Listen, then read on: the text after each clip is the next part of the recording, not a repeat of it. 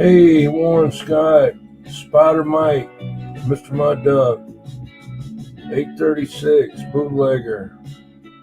It isn't bad yet. It isn't bad right now. It was the other day. Johnny, you won't believe what I just found. Look at there. Have you heard about Royal Kingdom? Mess me up there. Come on now. Brand new puzzle game.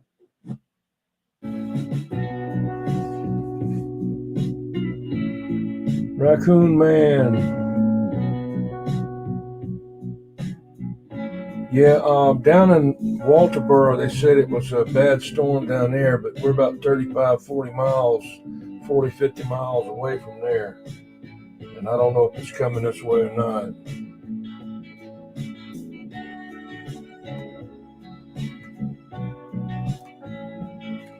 Okay, what did I do here?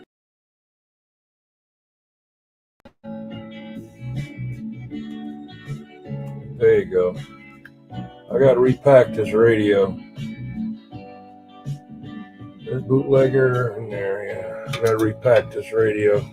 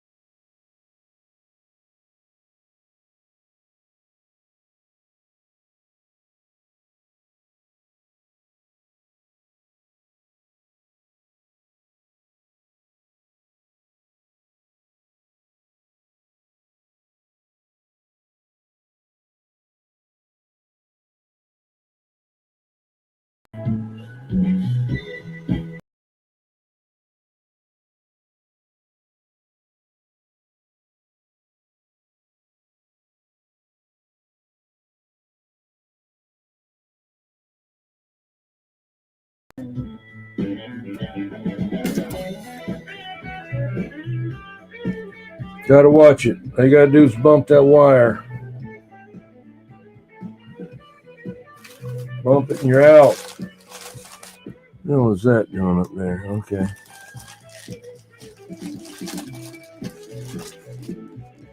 Hello. I got video. I got audio. Got any audio?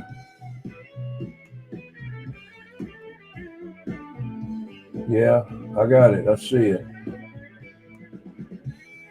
Got audio. Okay.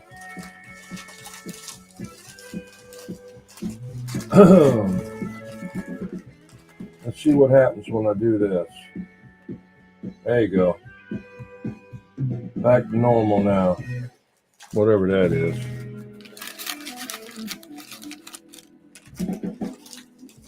Thank you. Well, I got a bunch of copyright violations the other night. I had to spend about 3 hours. They had me blocked in every country, you know. They're going to get me, and I went over there and I erased them. They worked from when I was doing it, though. That's all I cared about.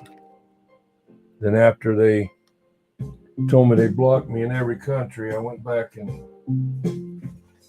erased them. They'll get me, though. They're after me. Living on the edge.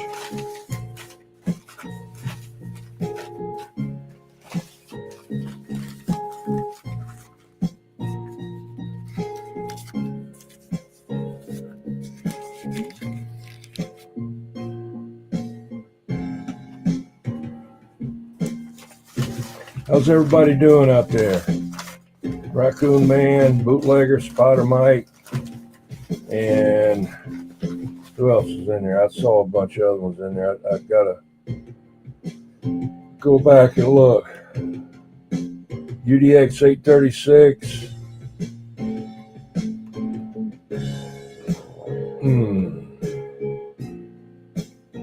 Warren Scott, Mr. Mud Duck, Spider Mike. I'll have to get you a Blue Wrench later. I don't know why it didn't do it.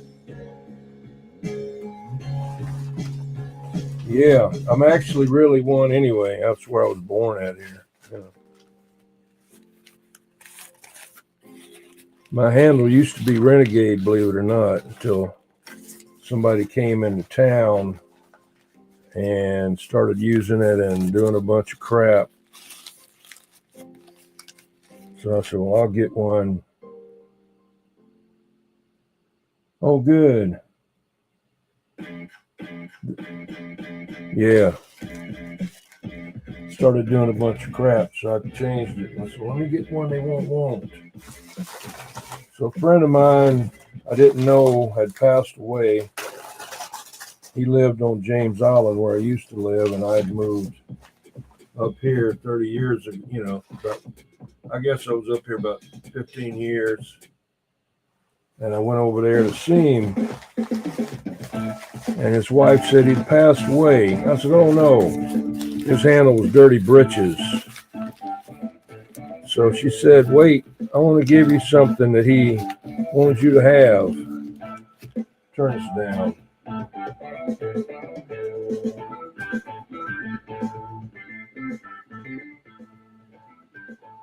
So out in the, hey, Rubberneck, how's it going? Rubberneck R, how are you doing, ma'am?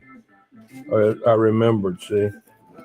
So I went back there with her in the garage, and she gave me a Palomar mobile linear, a couple of microphones, and the radio, and all kind of stuff. So I said, well, I just changed my handle to Dirty Diaper, you know, just because I wanted to. So you're doing okay there, Rubberneck R? What's going on with this thing in there? Some high, some low. I guess it's trying to get another. In case YouTube wants to look. No copyright music. See it, YouTube? No copyright music. See it?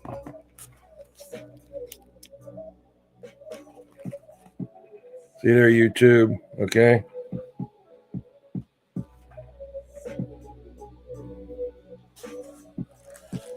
Yeah. I didn't. Yeah, he was a good friend. I used to talk to him all the time when I lived over there, and there was a bunch of them on James Island. Okie dokie, man. Older guys, you know. Blooming Idiot, because his name was Charlie Flowers. So he went by Blooming Idiot. And Johnny Ringo, I bought Johnny Ringo's Maverick 250.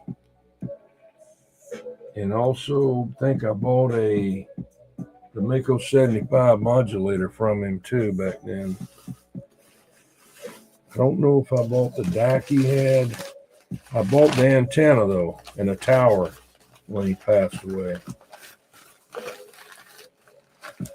And I just sold that tower and that stainless steel hinge plate. It was made in the Navy Yard to Bullseye over here. I had it for 40 years. You know, I didn't need it. Got all kind of tower. He needed one, so. Hey, 511 California. Hey, Jack, have you already subscribed? I can't give you a Blue Wrench right now, but I will later. Can't do it on StreamYard for some reason.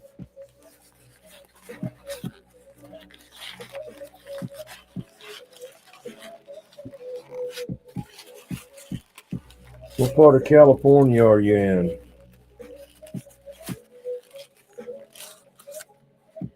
Yeah, I'll get you after I shut down. StreamYard, I don't know what they do, you know. I just got it because if I bump the camera, I can get it back on again.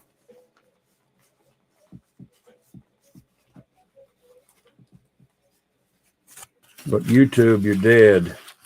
You bump that camera and knock it out. They'll say they're trying to set you back up again, but they never do.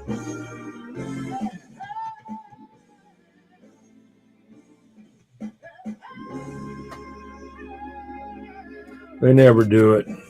So wait till we try to reconnect you. Never do it.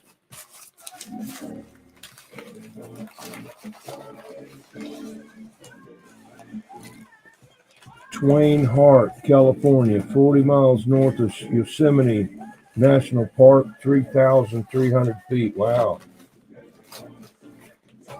Yosemite National Park. I have to look it up on a map. I can't remember. How far out of Los Angeles are you?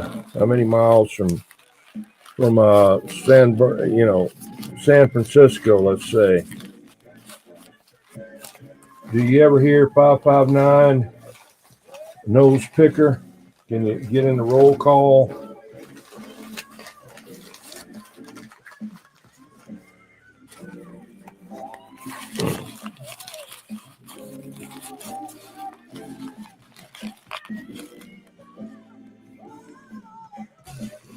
I just have whatever music's available.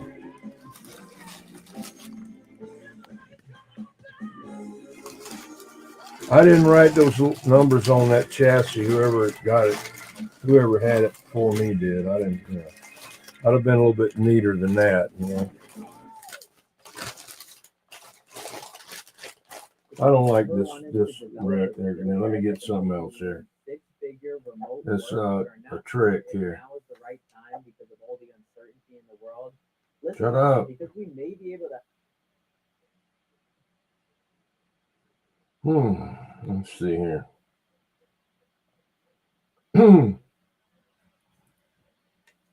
400 miles. Yeah, you probably wouldn't hear him. Maybe Skip once in a while. How about Fresno? Is it near Fresno anywhere? Yeah. Oh, I'm in the direction,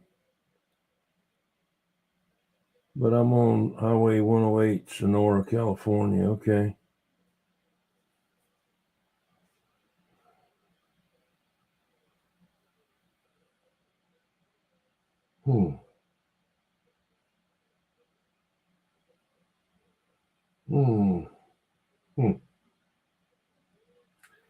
See, you gotta watch these things.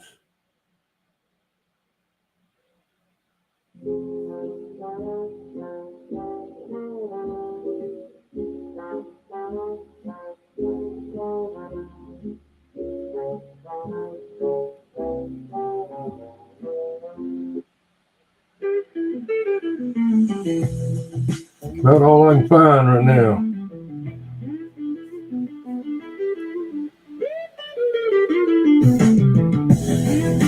a 511 or something like that.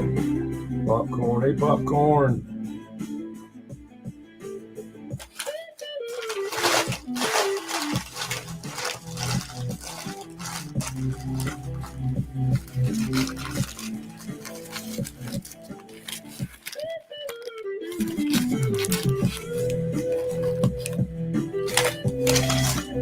Where'd you go there, Jack Fusel? 511, I think you said. It disappeared on us there.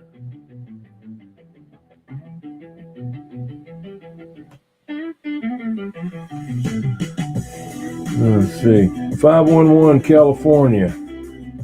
Popcorn, I don't know.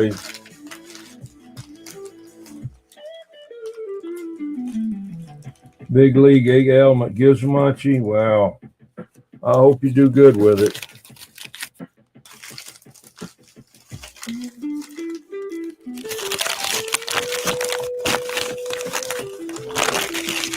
What is your, he wanted to know what your handle was. I told him your number was 511.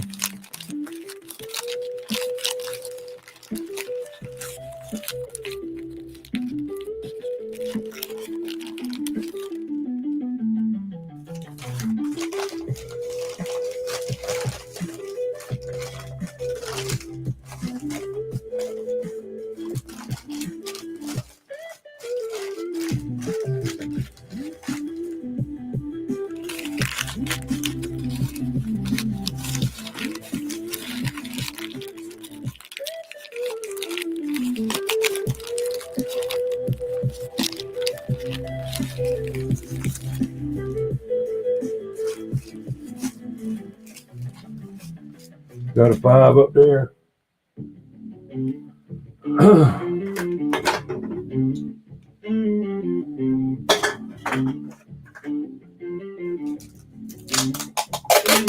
I was going to get a like an 8 element and put up, but I just went with a 6 because it's direct too. So it's almost so directional now. You know, I gotta be right on them. When I had my shooting star up, I didn't have to do all that. But I got one, a new one, and I'm going to put it on a crank-up tower I got and have both of them up there because I missed the vertical.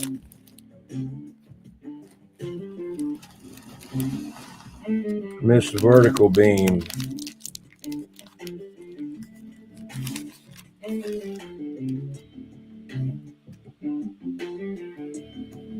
I hope not. I pack them good, man. I mean, it all, when it came back to me, see, 2 of the tubes was knocked out, but I had it bulletproof when it went out there. I had each tube individually wrapped and bubble wrapped, but I'm not going to do all that this time. No use, because he's, you know, he ain't going to pack it like that. But I'm just going to use it this way and see how to work.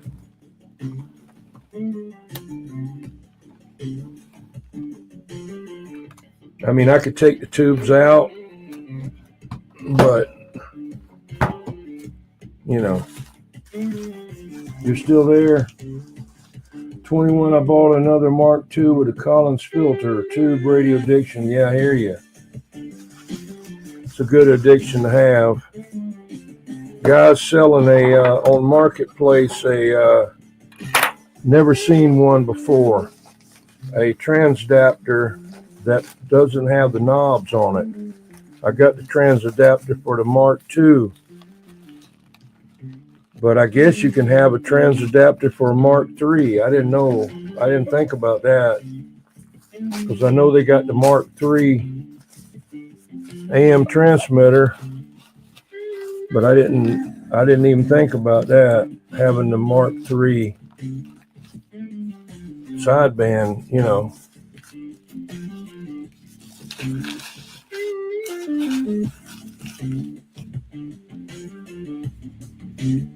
GW guy wire, what's GW?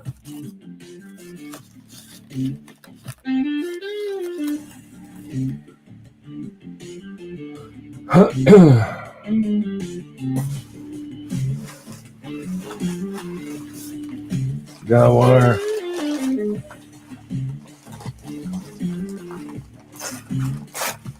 Yeah, I got to stop buying crap. Getting on my nerves here and stuff gets messed up, you know. And shipping. I fought this radio for about 2 weeks now. I got to send it back. It's beyond my knowledge here.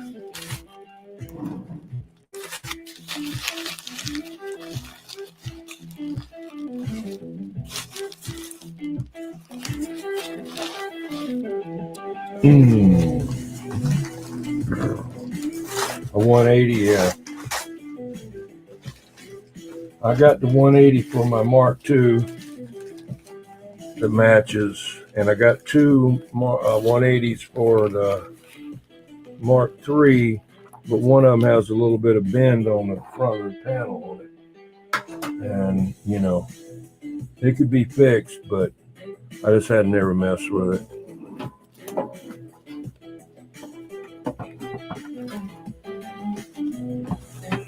I got to rebuild that one for the Mark II because it's got a hum in it.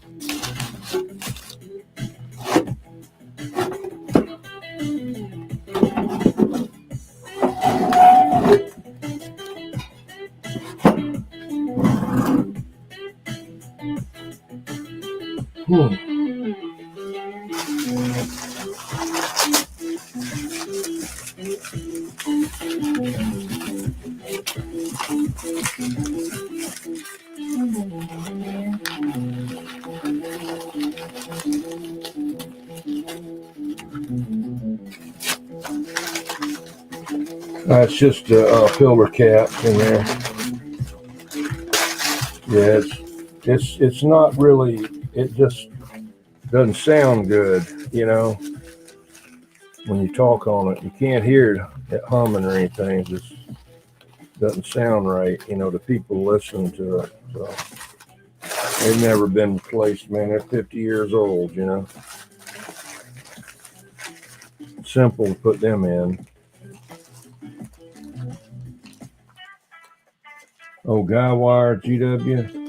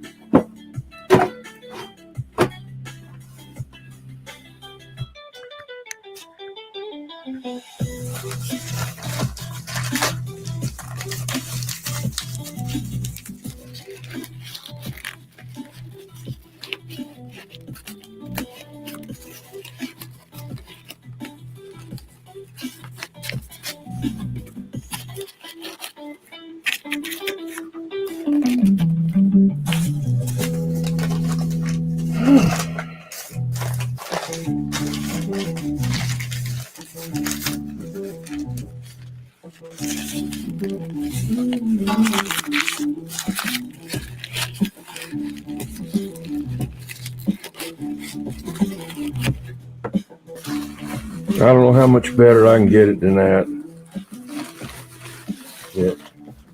I could have put bubble wrap all up in there, but like I said, he didn't put it back in there when I did all that. I had all these knobs and everything covered where it couldn't. I had made cardboard cutouts for them and everything. Yeah. Gotta go through all that again. I don't know. We'll see.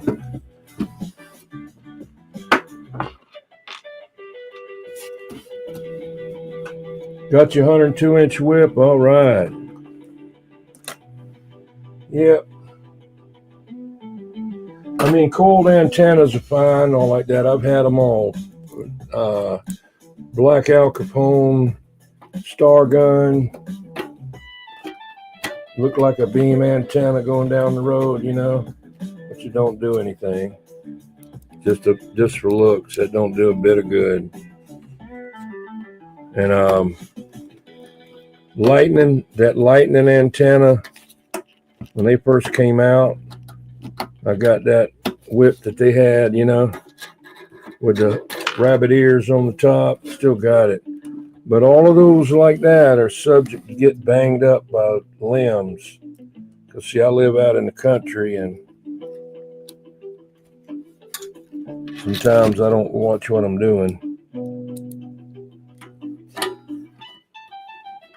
102-inch whip is less stealable, you know. Got all the hardware. Okay, good.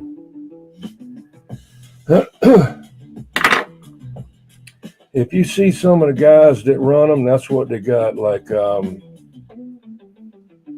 what's his name out there of North Carolina?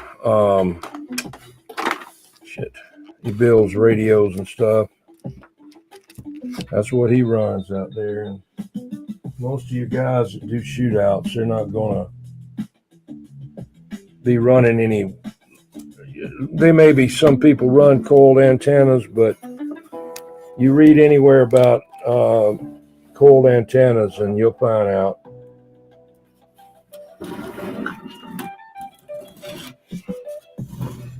You see those guys, they got straight antennas on those shootout mobiles, you know. They don't have a bunch of coiled antennas all over the place.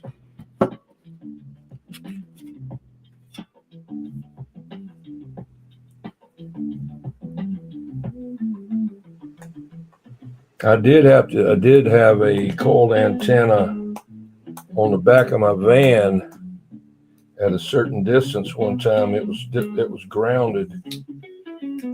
That was my reflector for a 102-inch whip on top of the van.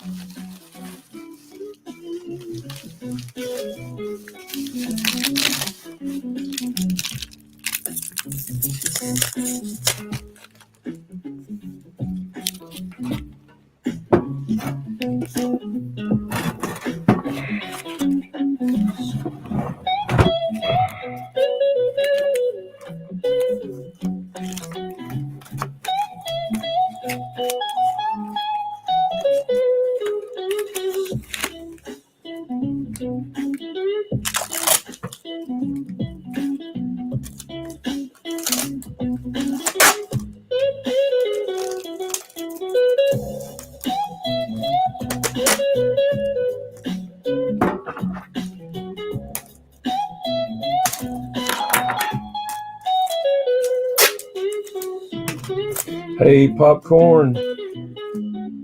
That's the best one. Yeah, got all that metal in the air, you know. That's what you want to get, especially if you're doing mobile to mobile. Get as high as you can, you know. You can get out over the top of stuff.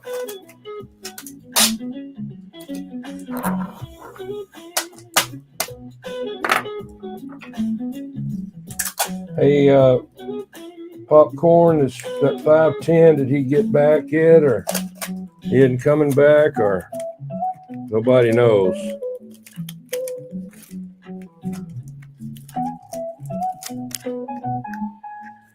I got to get this back. It's in my way. I had it there last night or Sunday night, so I could see the laptop.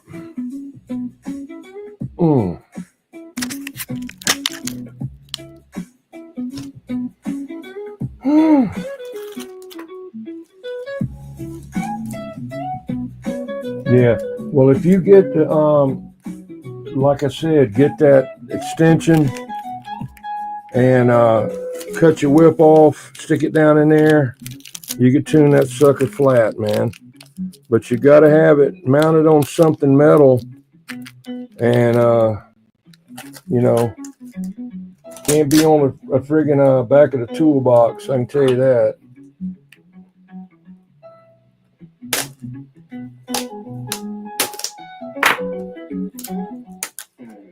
People put them on plastic toolboxes and everything else. I can't get my SWR to go down. No kidding. Yeah.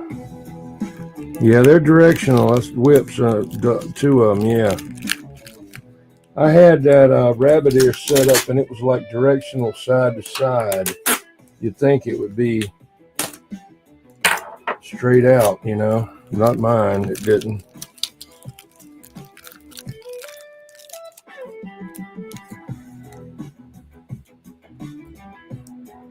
Yeah, put it on the roof with a ball mount, yeah. Put your plate under it. If you can't find a plate, get an old couple of saw blades. Put them under there. Bolt it through that.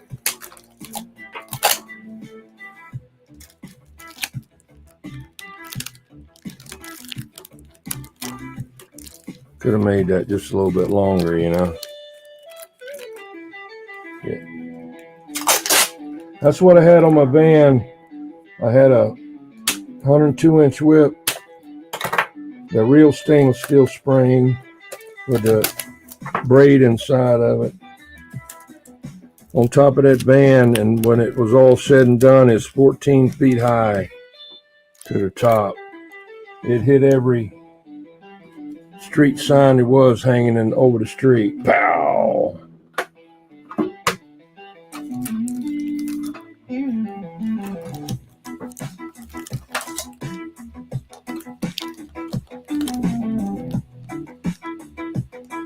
Hey, Positive Pokes, how you doing, man? I went by your place the other day and I left a like. I think I subscribed to you. I got to go back and check. I've been real busy with a couple things I've been trying to get done here. I could just stay on the internet, you know, but I just can't do it.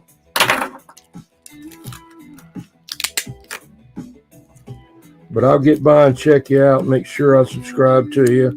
And hey, Cloud Kicker, how's it going, man? I'll get y'all some blue wrenches. I can't do it on StreamYard for some reason. Won't let me do it. When I close out, I'll check it out and go back and get it.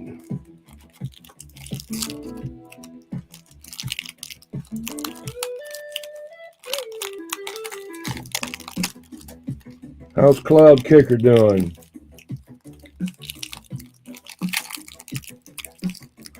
If you wanna, yeah,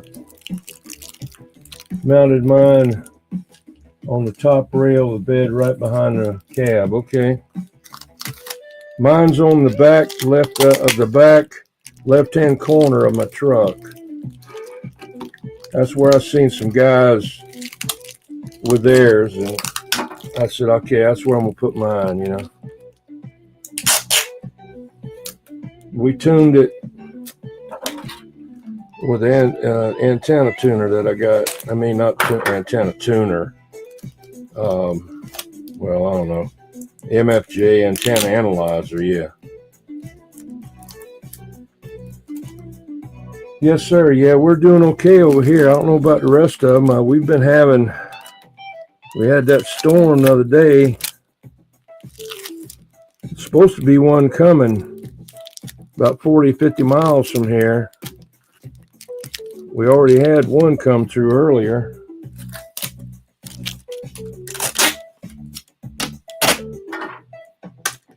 Every day about 6, 7 o'clock, here it comes. You can hear it in the background. Boom, boom, boom, boom. You know, coming from the west. Going out to the ocean. Got to come across the top of me to get there.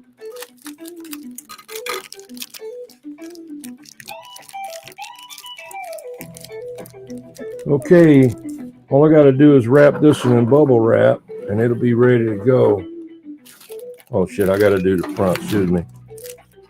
Damn it. Okay. I'll put some more on there. I'll fix it behind. Got to do those knobs.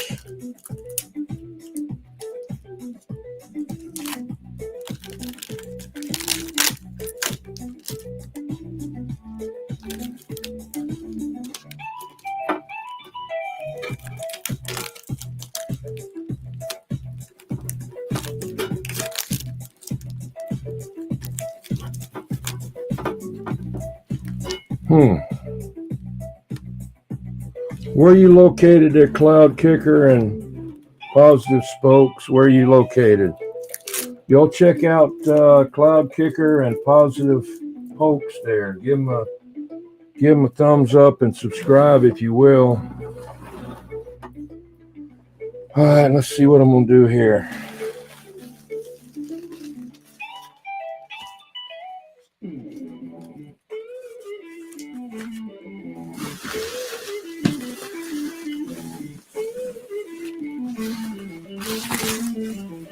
Oh, you live in Washington? Okay.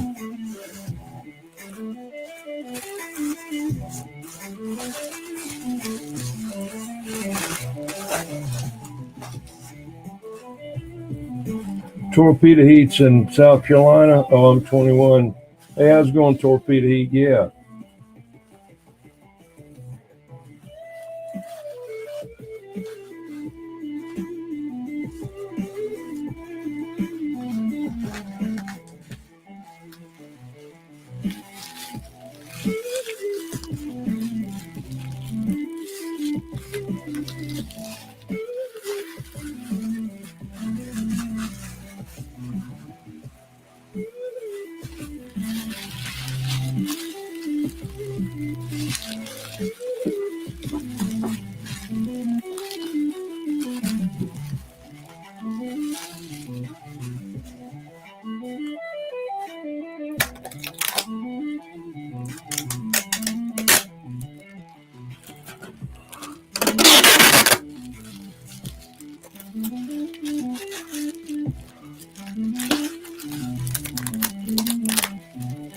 Yeah. Come on now. This is the sorriest packing tape I've ever had here. Sorry. I got some real good ones somewhere, like Gorilla packing tape. That stuff is like twice as thick, you know.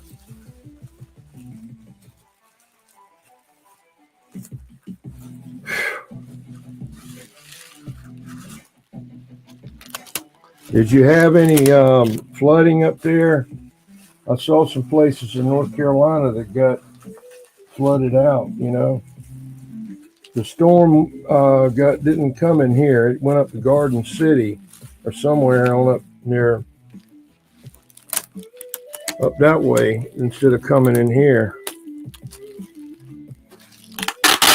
which I'm glad.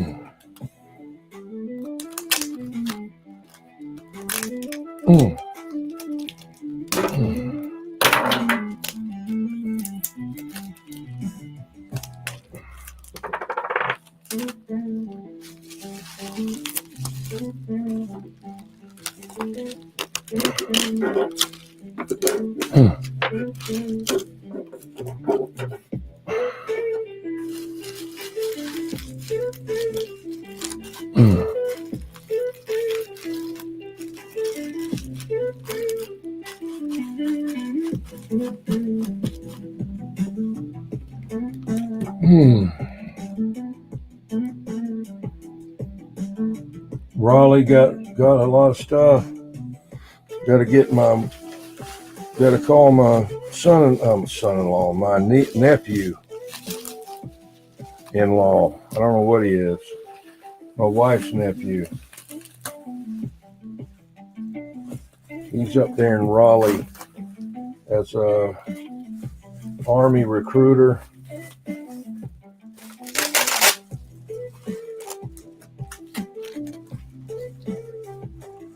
Hey, William Curtis.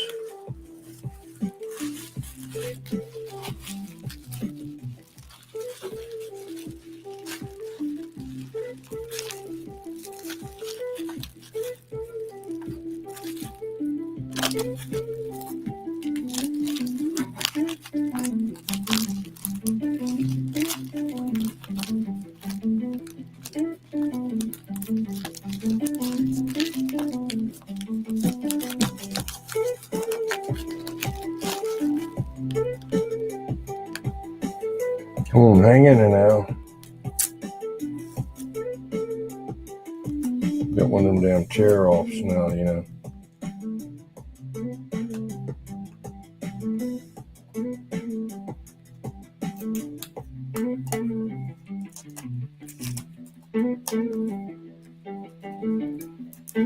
Yeah, the way they had it on the news, it was going to get blown down.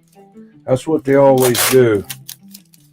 And then you go to Lowe's and you gotta get knocked down by the batteries and the generators they got in the front door. You gotta push them out the way to get in, you know.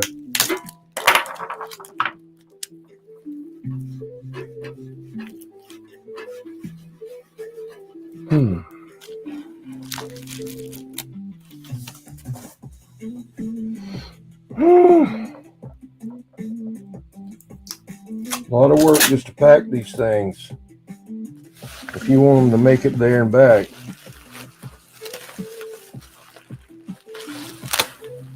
This box I'm going to send it in has already been to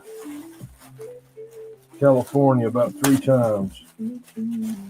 It's got so much packing tape on it that you could put it in a rainstorm and it wouldn't even get wet.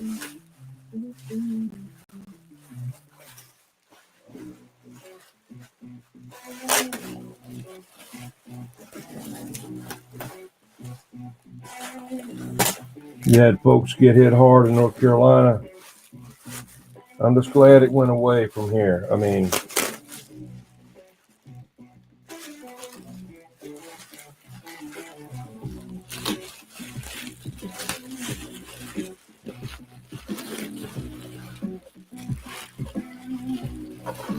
I should have changed the name of this video to ASMR bubble wrapping, how to bubble wrap, you know.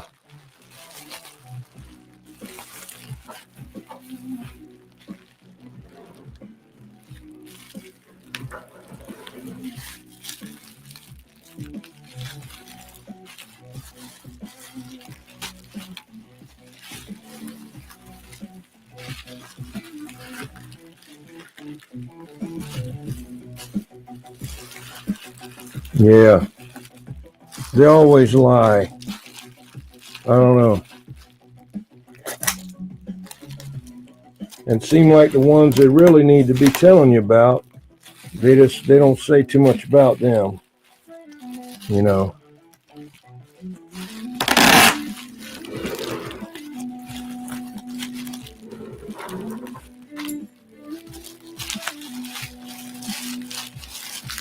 What happened here now?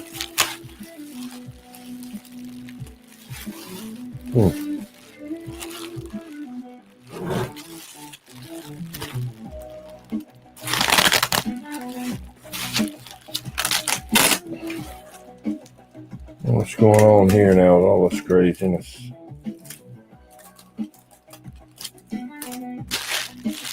Heck is this? What's it doing here?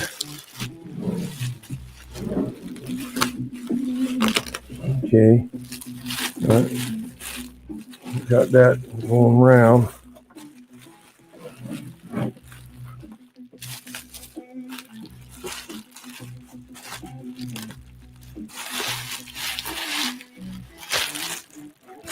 What the hell is this thing? I don't know. Kind of weird pack in here.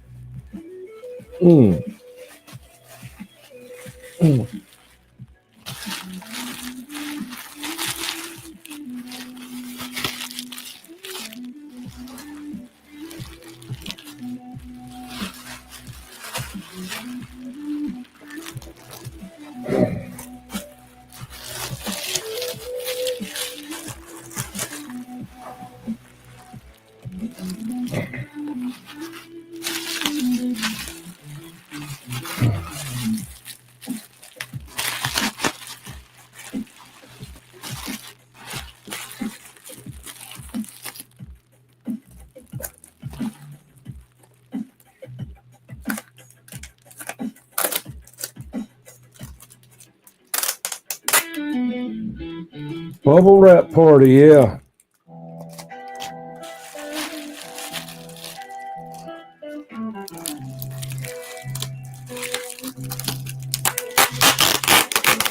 Sorry, tape here.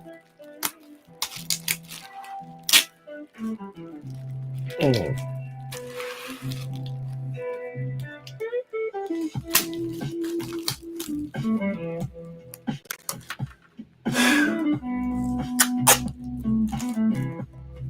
I got a bingle that was thrown in a box.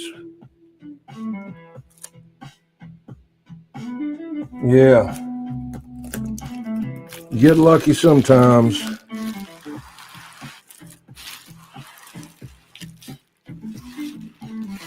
I tell them, don't send me any. Just pack the newspaper. Save that for the bottom of the bird cage. It isn't any good for packing as far as keeping something from moving. You got something that's heavy, like with a transformer in it, it'll smash that paper right on down and start acting like a hammer inside of there. Bust right on through the box. I done had it happen a bunch of times, man. I tell them ahead of time, I said, make sure you pack it well, because if it don't get here right, it's going back.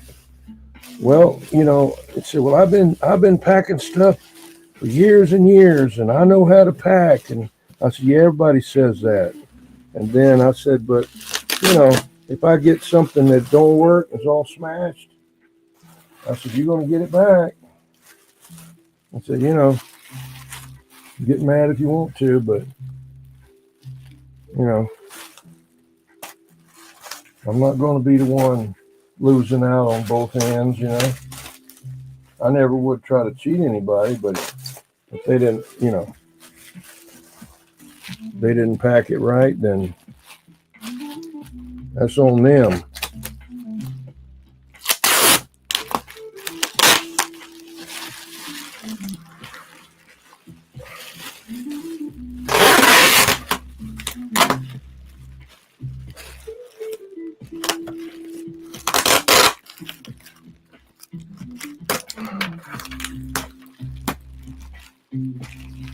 Sealed air. Kind of got scared earlier today. I just shipped 2 boxes of radios, 2 radios in one box and 1 radio in another box, both at the same time. Only one got there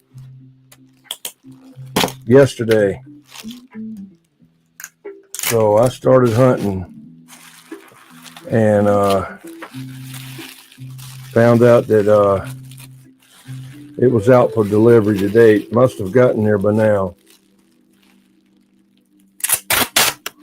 I called a UPS store where I got it shipped at and let them check it too. I had the packing the zip thing wrong, the shipping number, the tracking number wrong. They had made the receipt that I got and left the 1 off the end. It was cut off by the printer they had. I didn't know what it was. I mean, I was just putting it down without the 1, and it was saying that, oh no, we don't have that.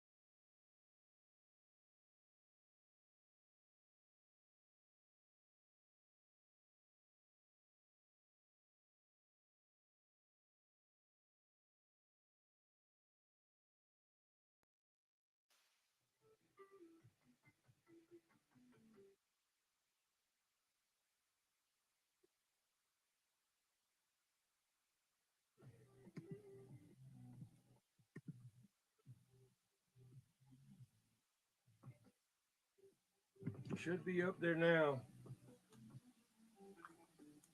I keep hitting that wire and USB port there. Back on now. Gotta be.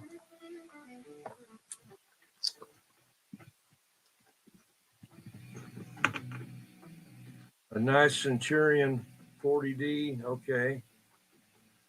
I don't have one. Are you on Facebook?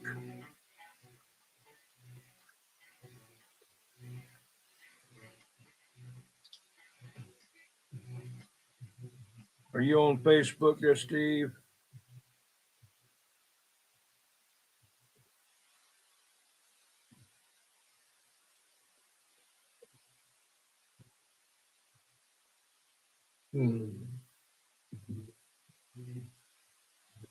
Where Steve went.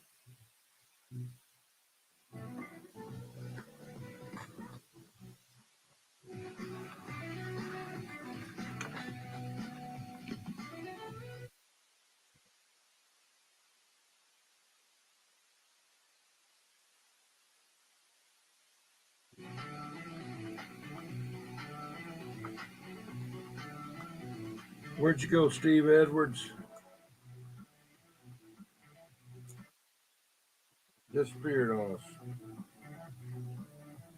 Okay. I'm just going to say I could contact you on there about it. I don't like to put all my information on here. You give you my email address. Send me an email. Let me try to get this tape right here. I'll put my email down there in a minute. Send me an email. Tell me about it and all like that. And I can ask you some questions about it without a whole lot of problems there.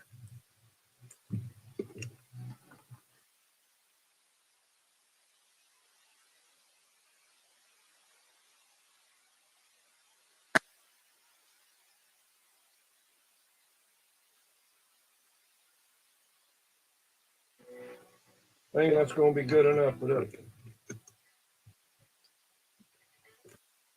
One more to do.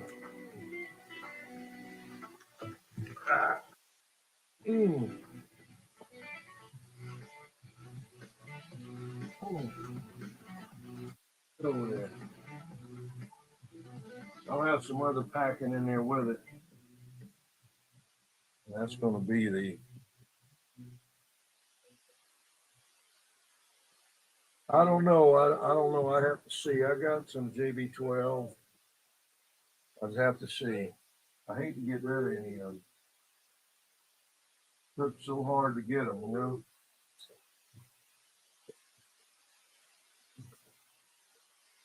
Most of mine has been rebuilt, and a couple of them by Alan Price.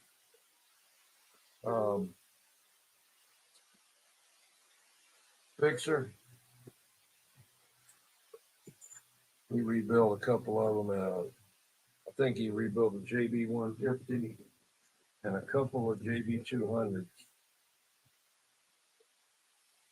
I have to see. I usually don't sell anything. I'm like a, hoarder. But I got to do it sometime. So if I get out, if something happens to me, they won't know what the hell it is.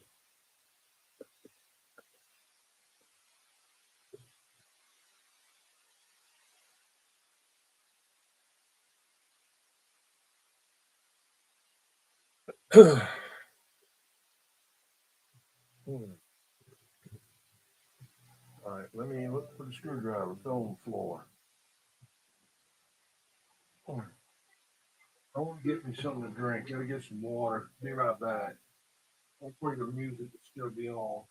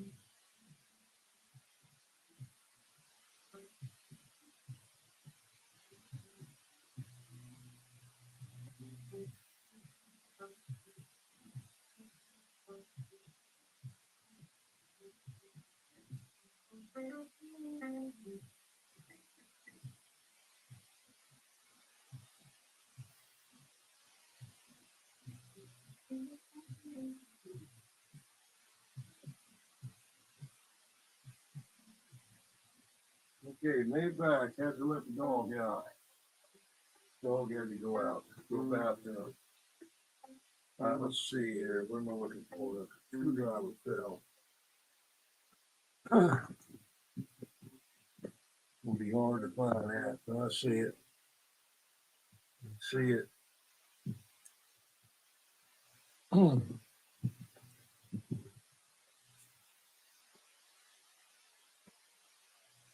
No clue on 510. Let's see.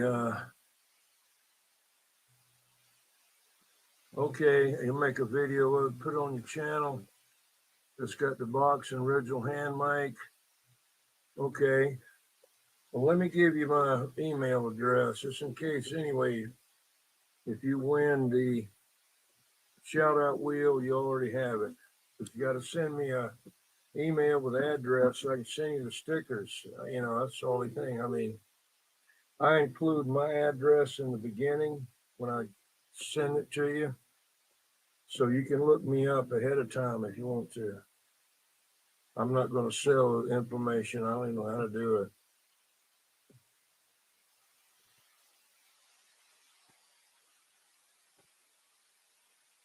Half the time I can't even find the emails that I had, let alone,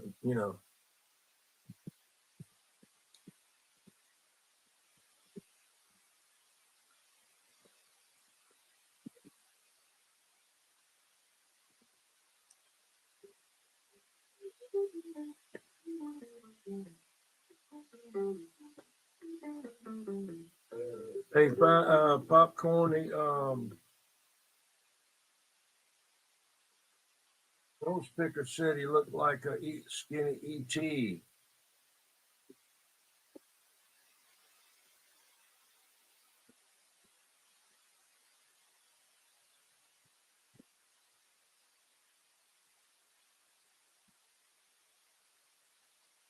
There's my address, my email, one of them. I had another one there, but I kept getting a bunch of spam on it. That was my regular one, that I was at the time when I was working, and I get all kind of crap on there. So, well, I'm just going to put an email just for my channel. And I really wish I hadn't done it with Yahoo, because after I got it, I don't like it. I got it now. So I may change it one day back to Gmail. I had AOL. Still got AOL, my regular mail.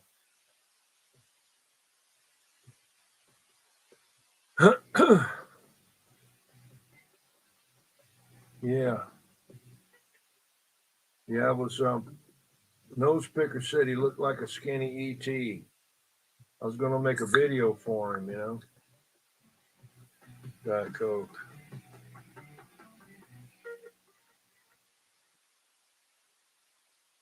And water.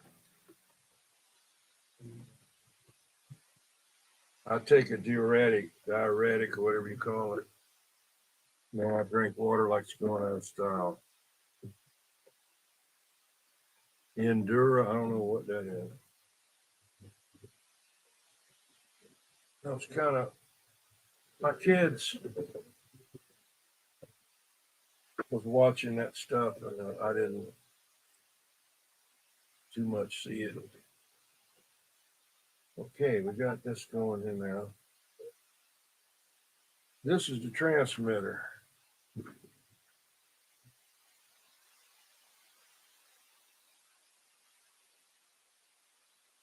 Too many tubes in there, 4 tubes. Yeah. Well, because the other one is got them in it.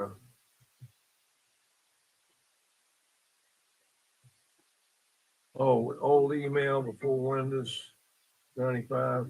Yeah, I can't remember what the one was that I used to have before AOL. It was something that they had, and they just changed it.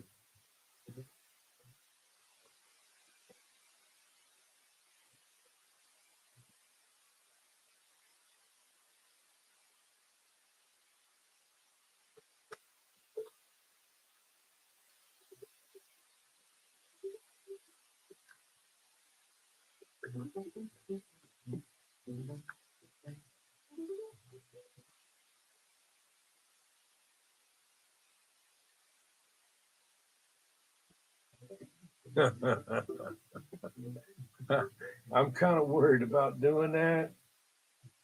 I don't want to have to go to spend the rest of my life in prison for killing somebody trying to break in over here. You know,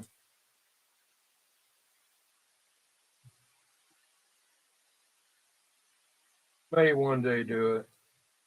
They had a hell of a time. They'll have a hell of a time getting in my radio room. You can't break the door down. I guess you could if you got an axe and chopped into it, but you're not going to kick it down because it swings inward. It swings outward, and then the frame is reinforced with angle iron, and the door is covered in metal, solid wood door covered in metal both sides, and you know,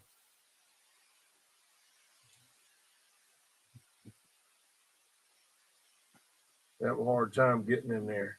And then if I hear them beating, I'm right here in the upper floor. I can look right out this window.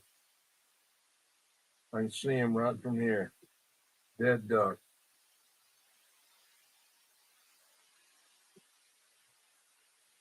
It'd be a damn fool to do that. Even to come back in here. Because I'm 1,000 feet off the road and you got to come through a gate. my gate. Okay. Did that knock it out? Yep, knocked it out again. Hang on.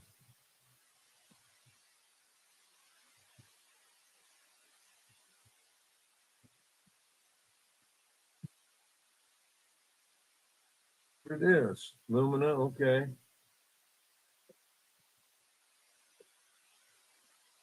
Come on now. Start the cam. See.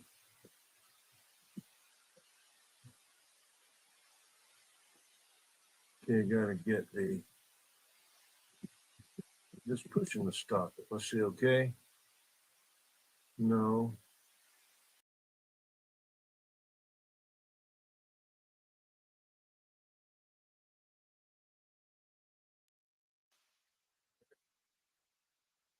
All right.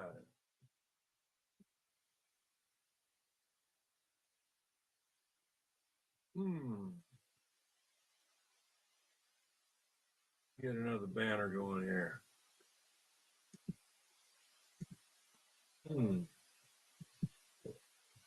Excuse me.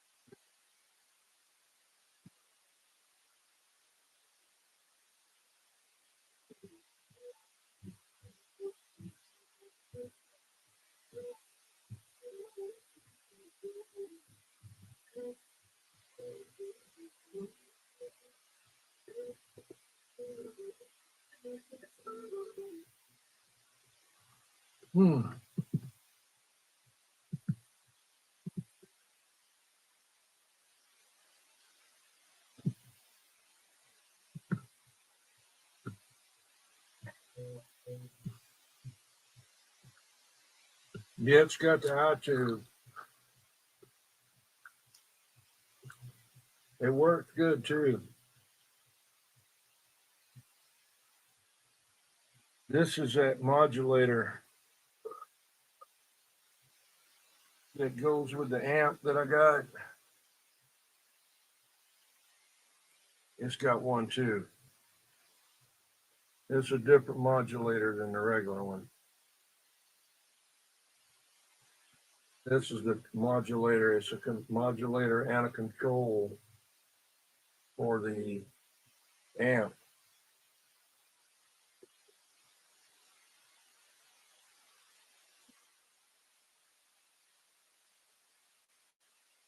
I think they're kind of cool. I got another radio that has it too, the G123 Robin, not the B, just the original one. It's got one of them in there.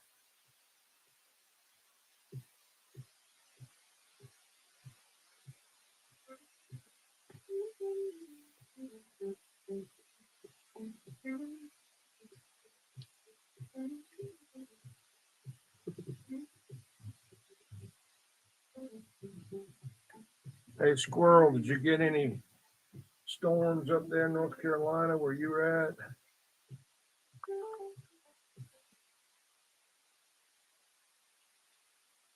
Be gone by now. I've already took off.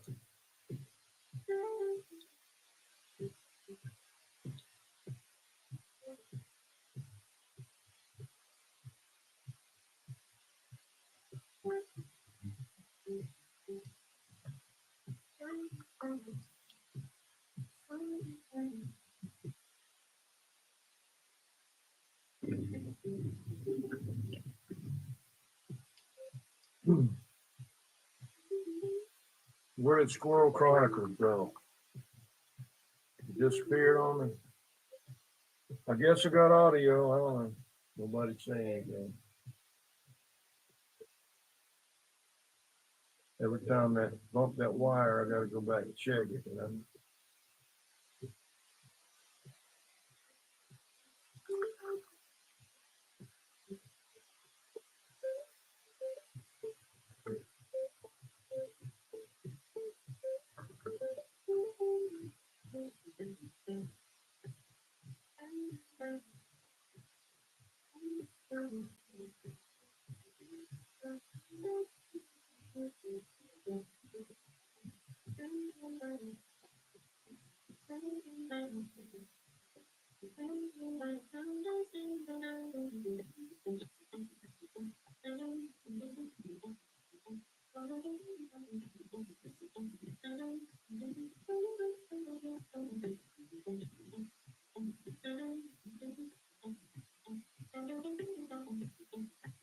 Water spouts. Damn. Live on the water.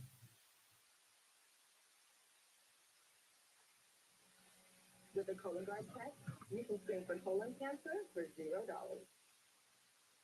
Gotta get another set up here.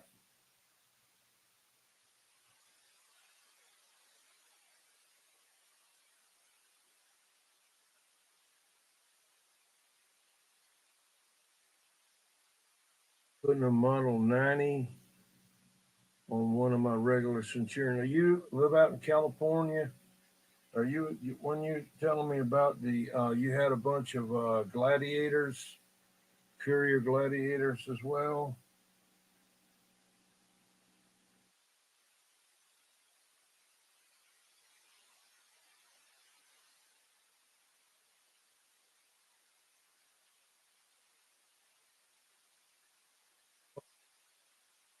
Oh, you're in between Ocean and Cape Fear. Okay, you're up there near Big John. John, what's his name?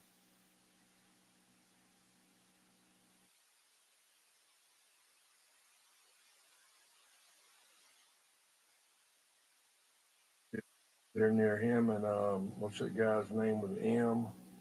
That's up there in North Carolina. Works on radios. Just met him down this. I know who he is. I mean, I talked to him a couple times.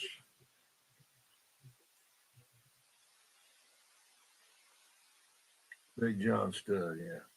I seen his amp over there at 515s when I was over there. The one he rebuilt for him. Big ass power supply and all that, yeah. Huge transformer. Had to build a steel plate inside that box to hold it up.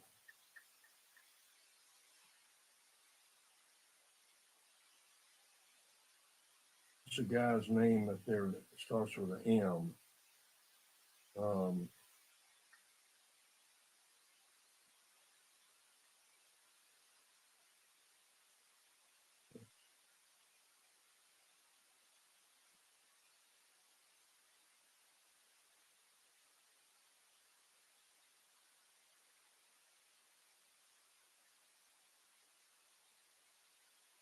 Find something here.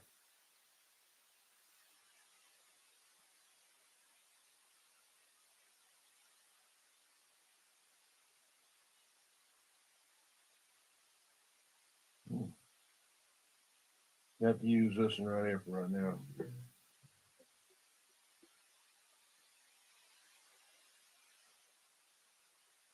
See, I didn't put that. Daddy did that. See, that's I've got that messed me up.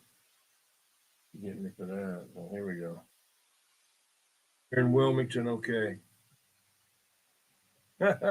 7 gladiators, 14 centurions, 5 Simbas, and 5 cheetahs. I got you. Don't you belong to the Pierce Simpson Facebook group too there, Steve?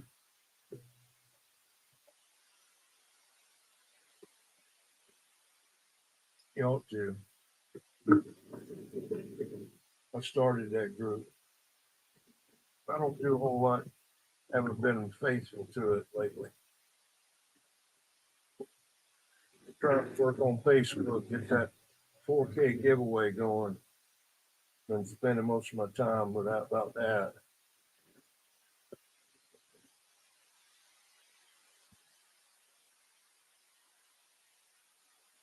Syrian, I don't know. I know it's not a 40 channel. It's not a 40D. No groups. Okay. Pierce Simpson There's a group that I started, so ain't no problem with that one. I'll tell you that. I don't put no crap on there. Got to get invitation to join it anyway, so they can't get in there and do too much.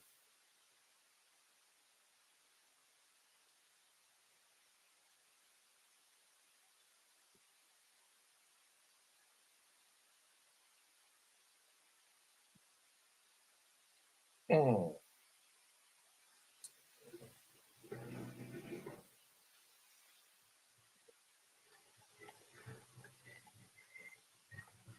Anyway, you got my email. You can send me an email and talk about the Centurion and maybe the Gladiator. And my Gladiator, both of them working, and the other ones I got, the mobiles, I can't remember the name of them. The PLL one and the other one is 23, and the other PLL, it's not a Gladiator, I don't know, remember what it is. Chrome though. Pretty nice little mobile. Then I got the real old Courier mobile and the amp, 2-tube amp that looks alike. Got a couple of them.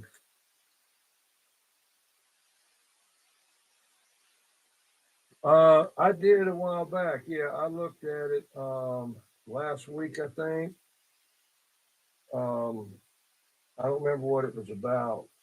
I watch YouTube all the time. That's basically all I even look at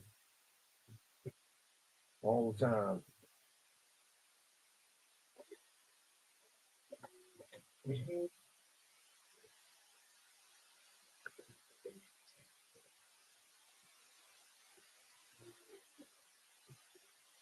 I need to catch up on some more subscribers channels. Where's the thing at?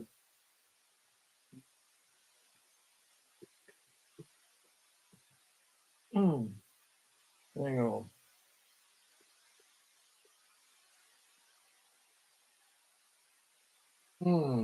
Come on, baby.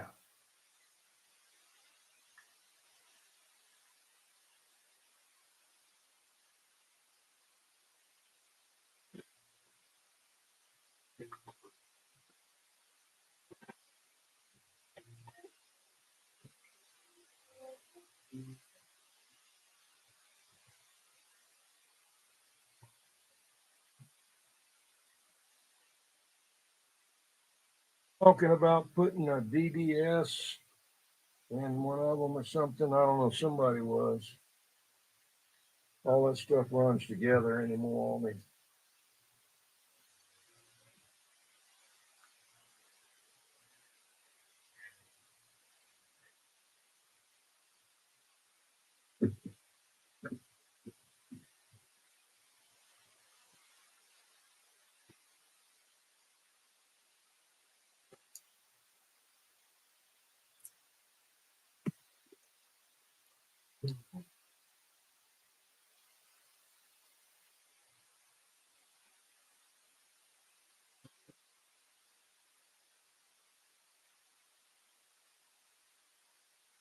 Hmm.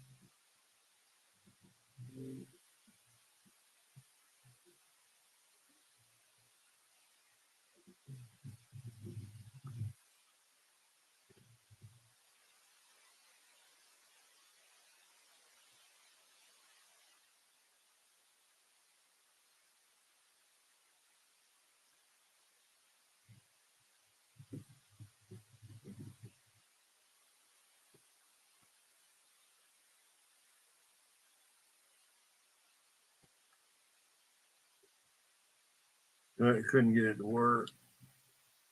Yeah, I was thinking about putting a freak meter instead of the clock. I don't care about that clock.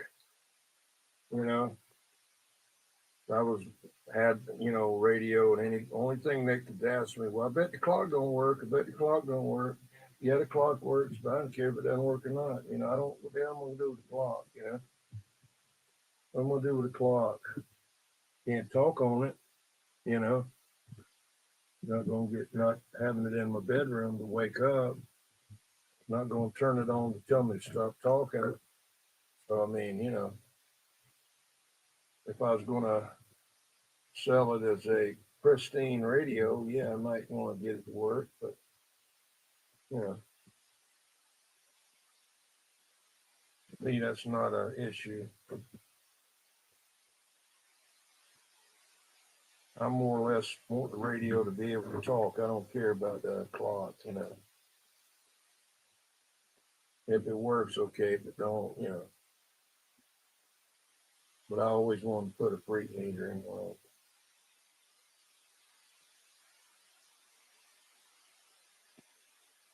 I got a Simba. I think I got two of them. I don't know if one of them will work or not. I know one of them, the guy went in there and screwed with all the crystals in it. And so I went to the one that would work. And best I can remember, I switched all the crystals around like the one that worked did. And I don't remember what else I did. It's been 12 o'clock.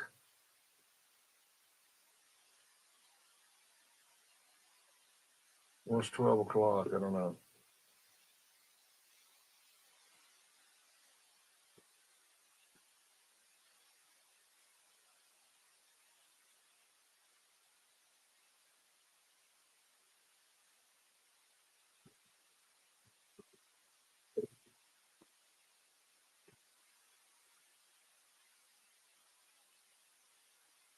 What's 12 o'clock? Is that what can be time where you're at? You got the same time I got.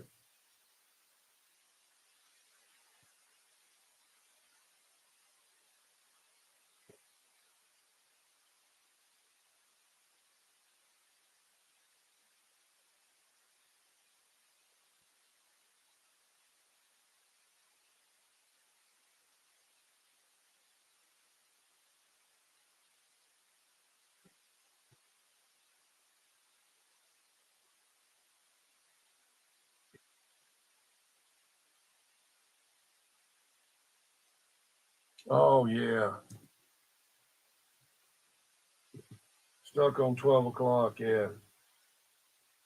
I got you. I forgot about that.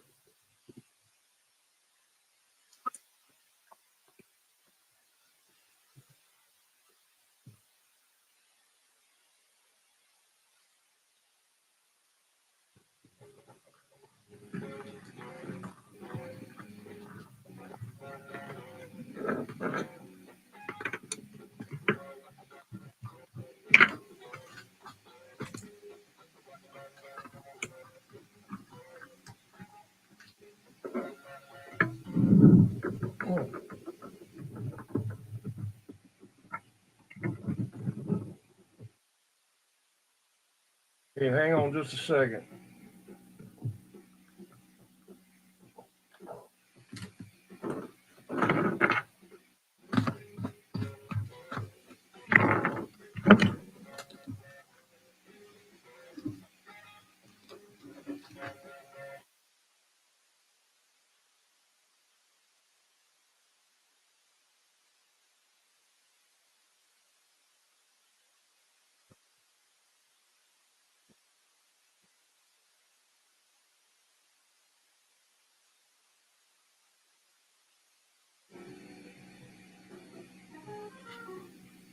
That's the transmitter there.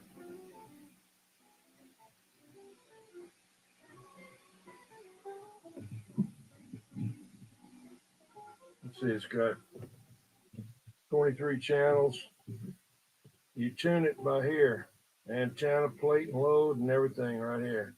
You flip that to tune, and you do it, you know, without going on the air. You flip it back to transmit.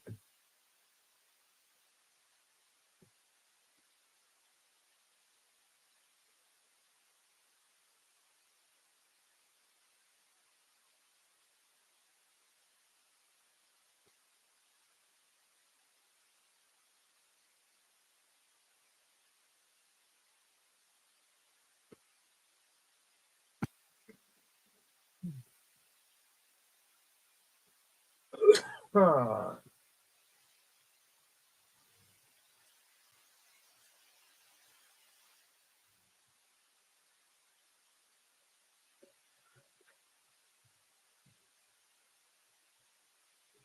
you know, there's a damn crystal right there. That's the crystal that came out. I put a channel 7 crystal in there. I'm glad I seen that down in that box. I didn't know what, I couldn't read what it was.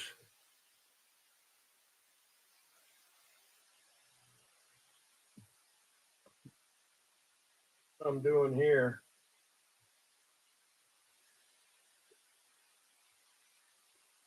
is I've got the modulator. I could have done it all in one plug, but I wanted it different because I had it that way. So anyway, this is a 3-pin mic plug right here, 3-pin. That's the 3-pin plug with big plug right there. That goes in front of the radio. Then this is a 4-pin female that goes to my mic. So I can plug my mic into, when I make this, plug it into this radio, plug it into that radio, or plug it straight into the modulator, whichever one I want to use.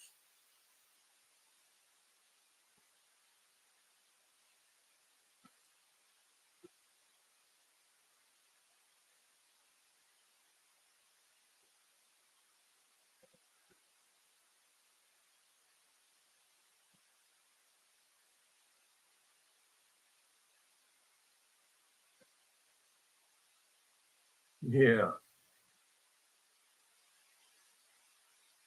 Watch your radio like a CB to a TV, old John Denver special saying, you know, back in the day, John Denver Fireball, whatever he wants to be called, you know. He only went with Fireball on Channel 6 back then, but when he was King of California, that was his other handle. He was John Denver, King of California, you know. That's been like about 15 years ago.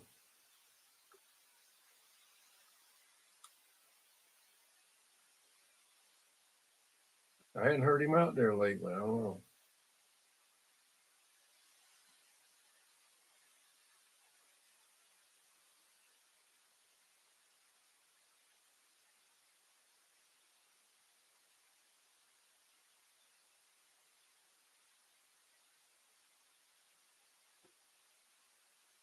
Yeah, they had to get permission. Yeah. I never did have that problem. I don't know. Bother me.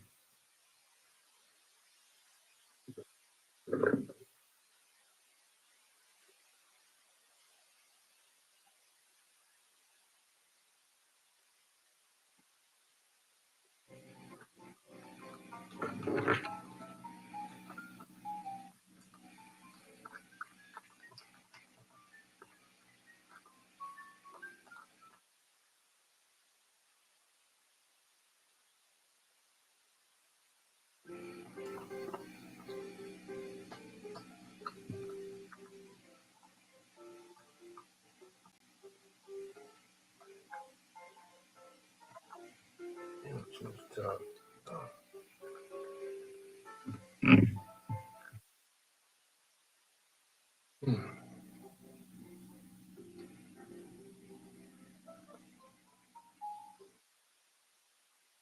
There.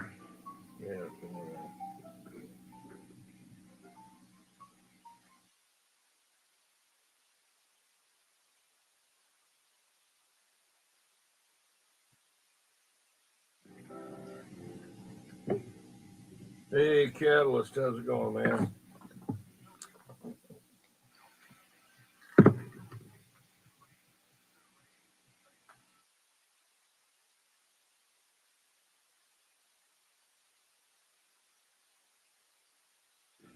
Just packing these radios up to send it back to get it fixed again, because it came here with a crystal knocked out of it. I put the wrong crystal in it, but that would only been that one receive channel. It wouldn't have nothing to do with that not working.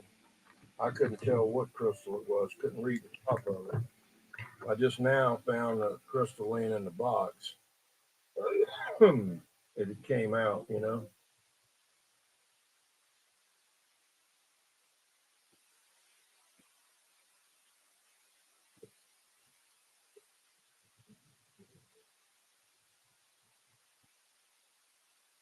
They're really cracking down on the rioters now.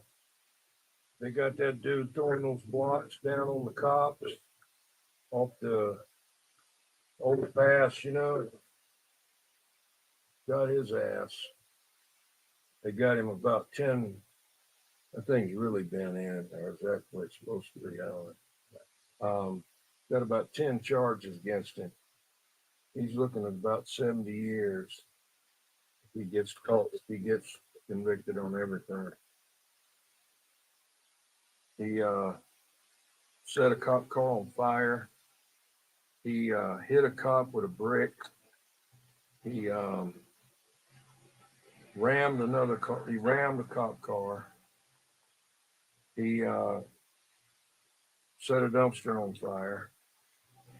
Let's see. He what else he did?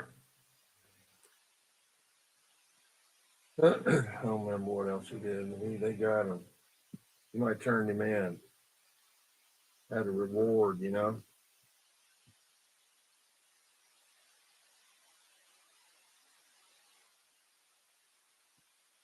Yeah.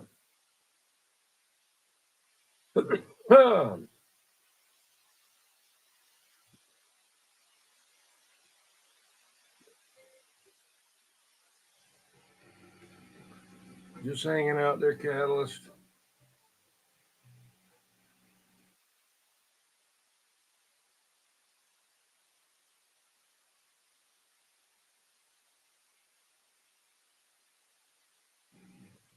Yeah, they didn't used to bother me too much. Of course, I didn't talk on Channel 6 all that much once in a while. I mean, I only get on there once in a while now because I got a couple of neighbors. One of them just passed away that stayed on there all the time, and that's the only channel you talk on. So I didn't go over there and try to hog up any skip from him, you know. I got enough to talk on just like they got.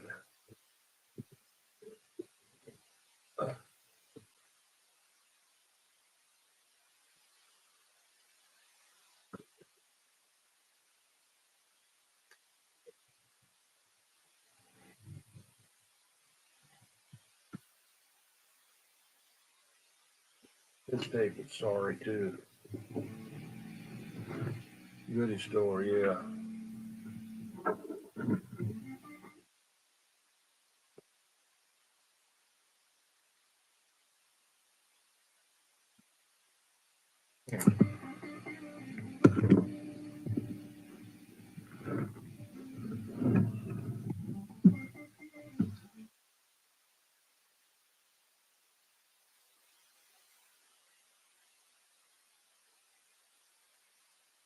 Uh, it could be anything.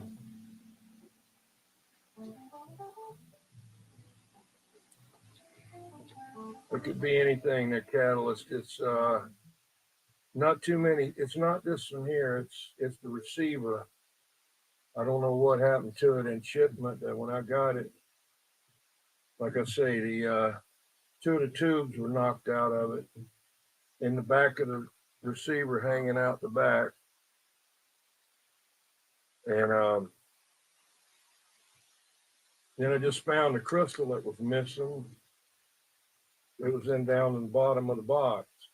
Just was pulling out some pack in there and found it by accident, you know.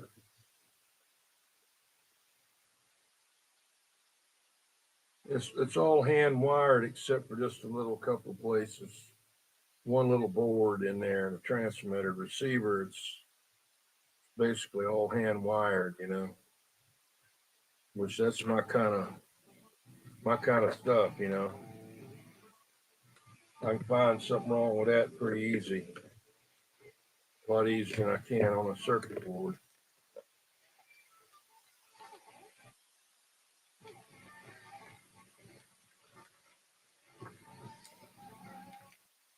Hey, Bueller. Did somebody call me? No.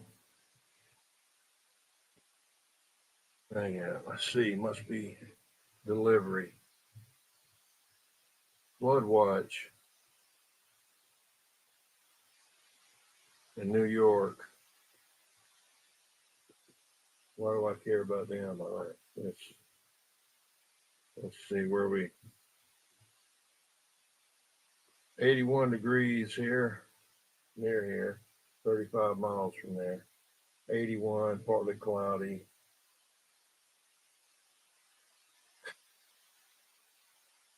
Cloudy conditions expected at 1 a.m. Wind gusts up 18 miles an hour.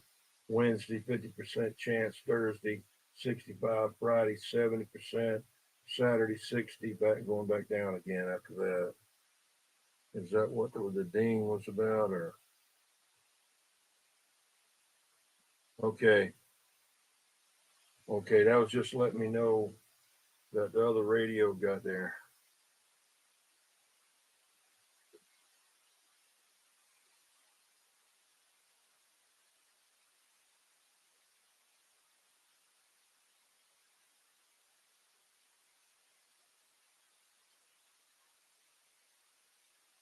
Packing these up now. I've already got one packed. In this bag right here, I found the crystal down in the bottom of the box, the shipping box. The one I stuck in there is not the right one. I thought it said number 7. This says number 1. Here's the three-prong male plug and the four-prong female connector to make the jumper. Okay, shit, I wasn't even recording. Hang on, damn it. Okay, starting over. I've been packing radios there. Okay, here is the stuff right here. There's a crystal there that fell out in the box. I just found it. And that's got the male 3-pin and the 4-pin female connector to make the jumper. But there's the crystal that fell out right there. So I'm working on packing it now, and I'll talk to you later. Hey, Billy Bob, Standing Stones. Let's see. Just picked up some wire from my work temp 220 power to make some shift action. Okay. Hello there, Billy Bob, the fish keeper. How's it going? Daisy May, how's it going, Daisy May? Y'all check out everybody here. Like them and subscribe to them. And I got something new here on my phone now. iPad 3. I don't know what that is. That just showed up. I don't know what that is. Okay.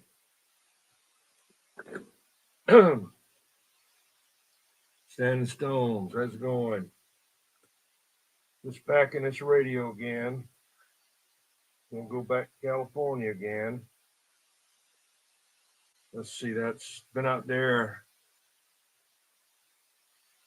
Be out there 2 times now.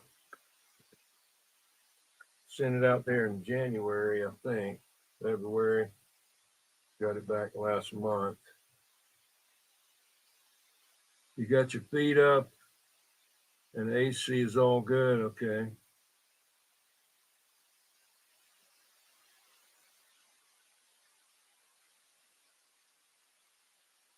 Packing these radios ain't no joke. telling you. You do it quicker. Say pour, I don't know. I don't know. Pour full of peanuts, I guess. But the last time that I got that, they went all over the place in here, and I said, I'm not doing that anymore.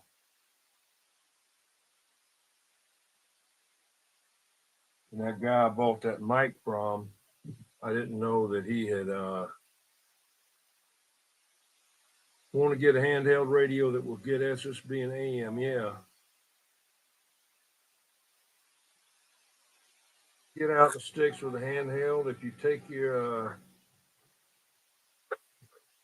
set up an antenna out there, you know, or you can use it with the whip. You can get lucky on it, but not as lucky as you would if you had a bigger antenna. Try to get one with BNC connector on the top, or you can hook another antenna on it. I got a couple of walkie-talkies. One of them is a Cobra 30 something WC, and I talked to Australia on it, but it was hooked up to my antenna, my base antenna.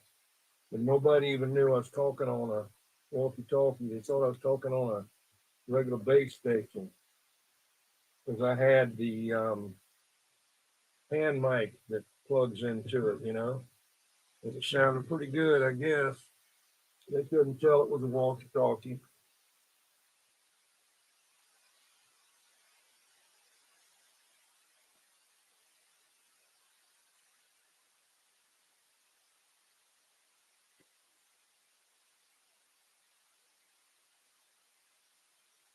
Yeah, anything that I say to tell anybody, I don't have to make it up. I got a video to prove it. So anybody that don't believe me, just go back and look at them and see it.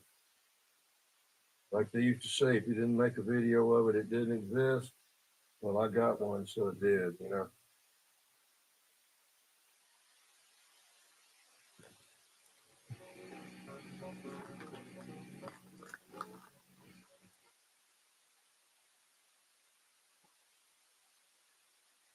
Yeah, that little Cobra is pretty good.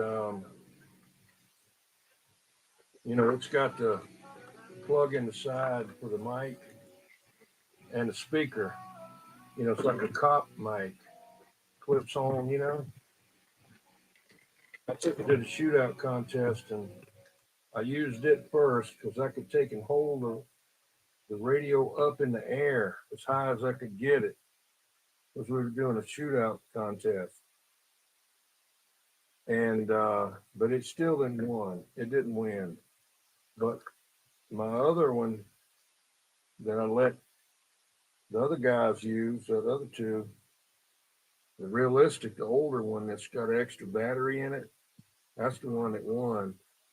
And this time when I went out there this year, that's the one I used. I beat all of them.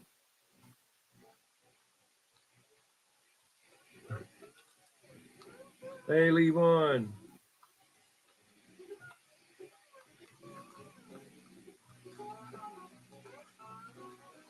What do you say there?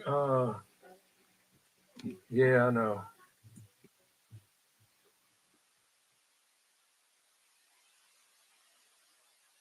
I don't worry about it, man. You know, I'm like this. I done everything I with the, you know, most everything you could do in radio. So I don't have to prove nothing. I grew up in a TV radio shop, you know. So, I mean, I haven't done everything, but I've done my share and seen my share, okay? I didn't grow up in a laundromat, you know.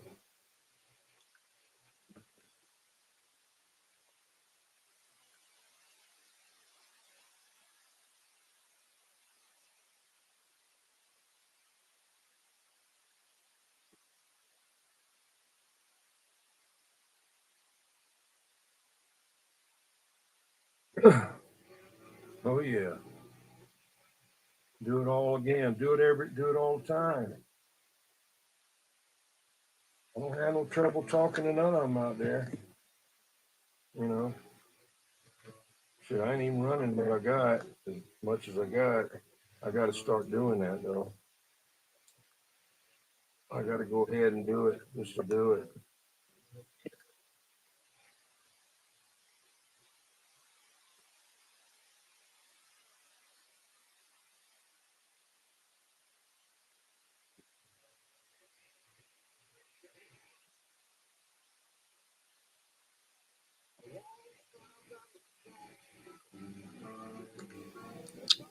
About got this one packed now.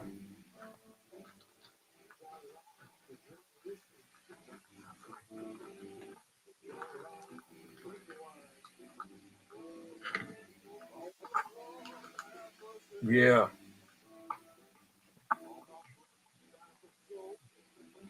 I got a couple of things being fixed right now. My Z box, I blew it up a while back. It just the capacitors got old in it. That's the second set I put the first set in there when Wawasi was in, Black Cat was still in business. I sent off and got them to sell me a capacitor bank, and I put that in there, and I put all new Johnson sockets in it, ceramic tube sockets. And then later I put a higher voltage Peter dial transformer in it. We got like about 600 more volts, and it'll get up and talk, man. But the capacitor let go and blew a hole in a little capacitor and burned part of the choke.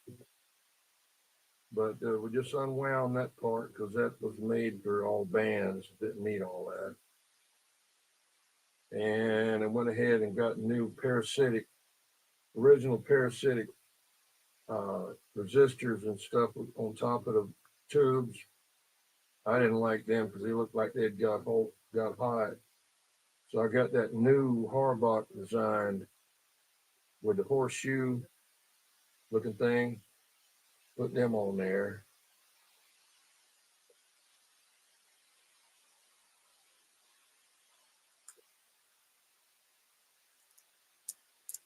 Hey, Walker Custom, how's it going, man?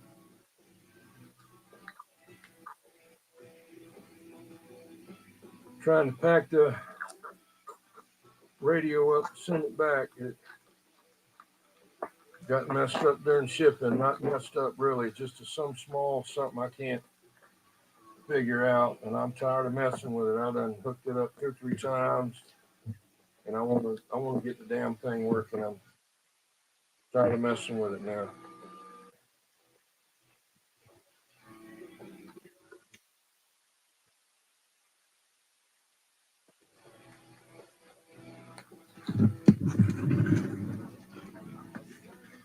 That's the radio. That's the transmitter right there.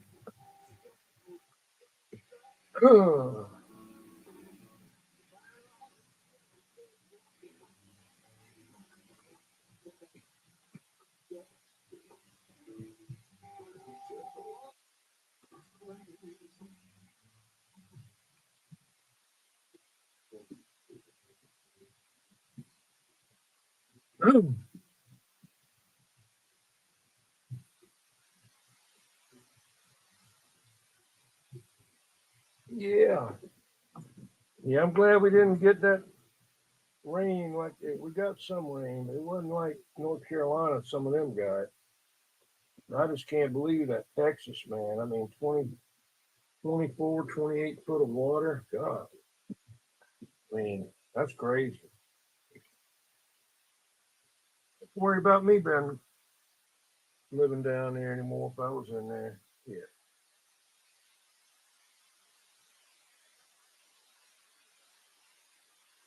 Wait, that isn't the first time that's happened there either.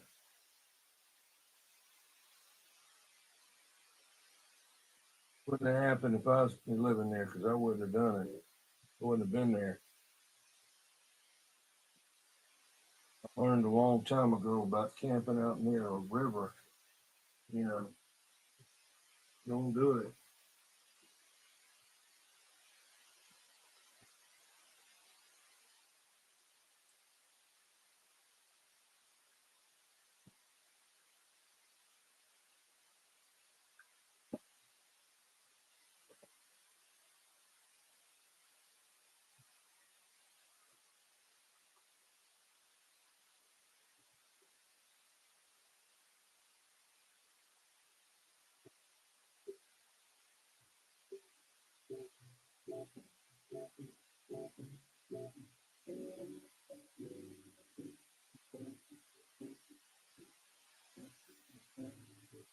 Have a boat, yeah.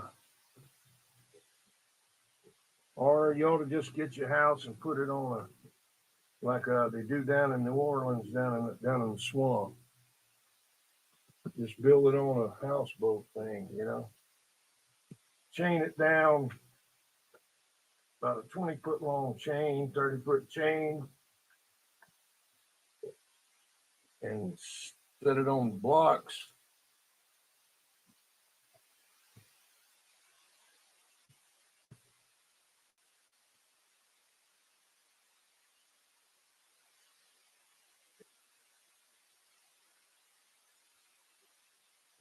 Yeah, I've been there. I used to work there, lived down there for a while, but I lived in Charleston for years and worked down there forever.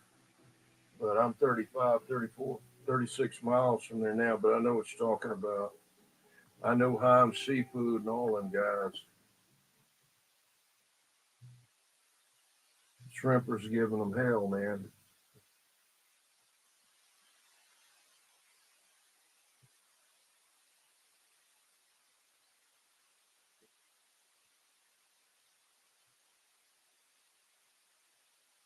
Hey, Rico Suave, what's up?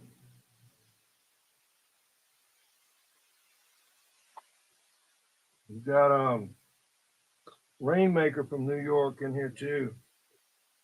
He's from up there. I don't think he's from around Watkins Glen, but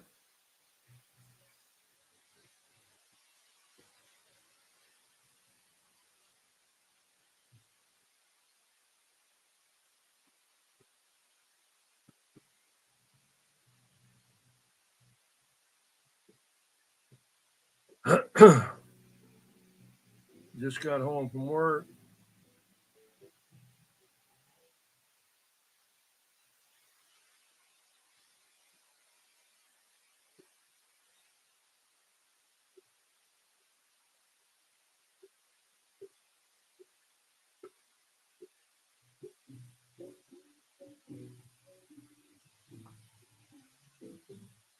I'm just trying to get this radio.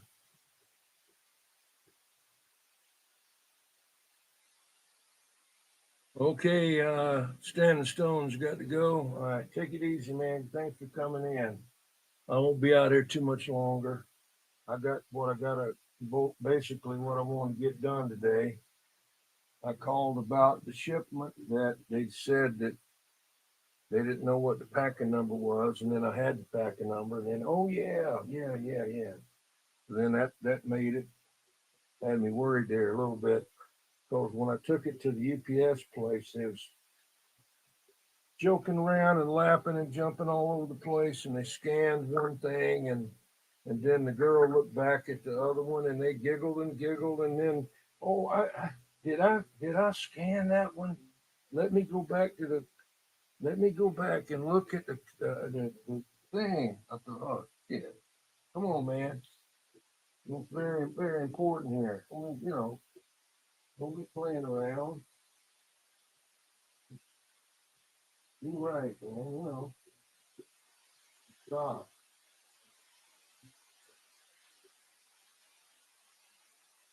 Yes, sir. There, Rico. What you got to rain up north today? Catalyst, what's that? Got a link there. Good. I'm still kicking for right now there, Rico. Good to see you, man. I tell you who I saw the other day I hadn't heard in a long time, Smarty Jones.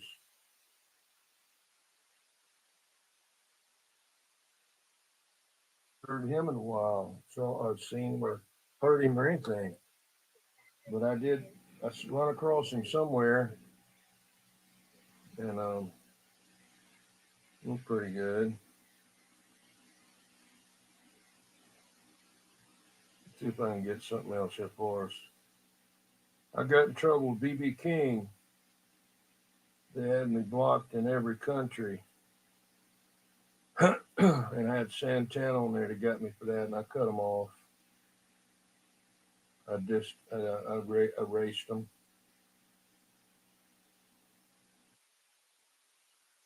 They use shrimp boats in New Orleans. Yeah. Well, you know, when Hurricane Hugo came, like I said, they had the shrimp boats out there to Ondot, where Jed lives. That's about where the hurricane came in at. And the shrimp boats was up on top of 2-story houses out there. That's how deep the damn thing was. That's how high the water got. Up on top, they floated on top of 2-story houses. They were all packed down out there. It was like 20 of them or more, or 30 of them all piled up in a big pile.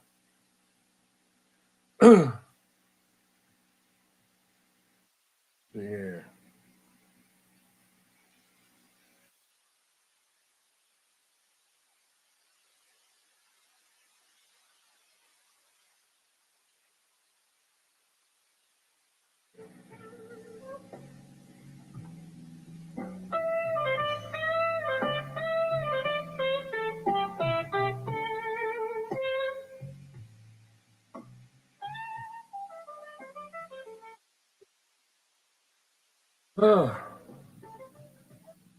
West of New Orleans.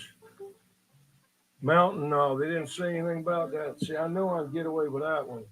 I done played that so many times that I know I can get away with that one. A lot of times, this is the way that I don't take my word for it. Try it yourself. If you get a live concert that was taped at a concert, they may not have that extra track in there, track, but all the other ones, they got that electronic control in there, that electronic signal that the AI thing or the computer picks it up and tags it.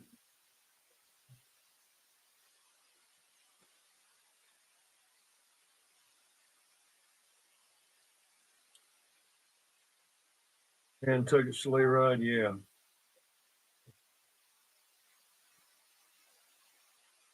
You like violent weather, even if it wrecks my stuff. Fascinating, yeah. I tell you, the one that's kind of cool that happened here was called the bomb cyclone. It was a storm, ice storm. Man, it was weird. It froze everything. I mean, it knocked trees down. Nothing could stay standing.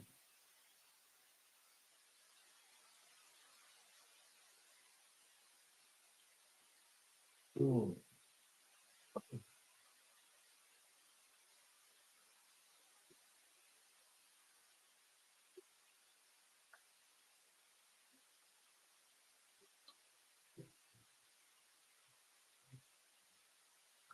The RIAA, I don't know.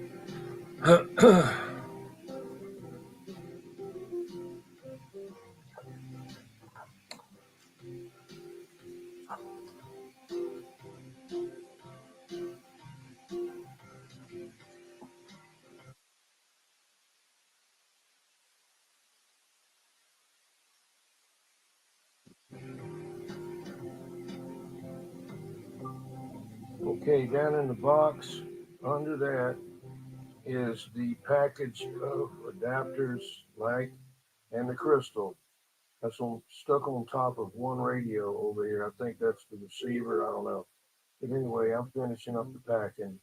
But that's where it's at right there. Hey, shorter 45.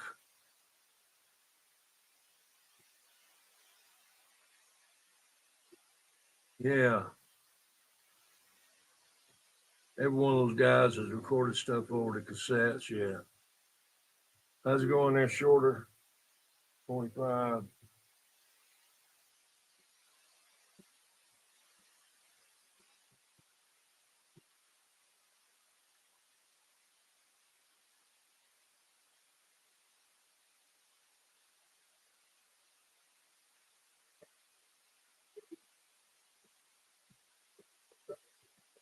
Chinese accuse you of copyright infringement. Yeah.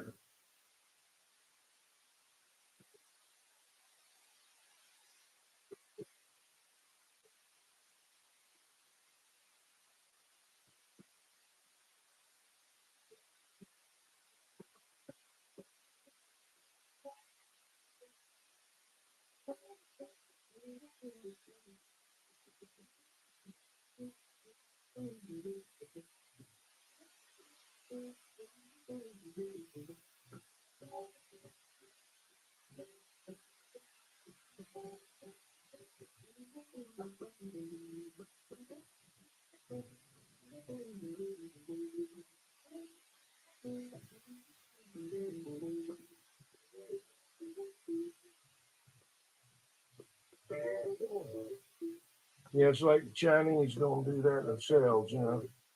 They steal everything.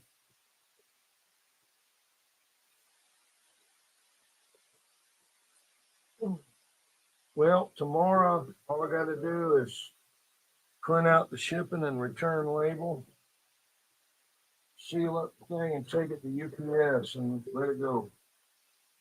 Be gone. A lot of work for that damn thing. God. I had everything from original reel to reel to demos to vinyl 8-track cards. I got you.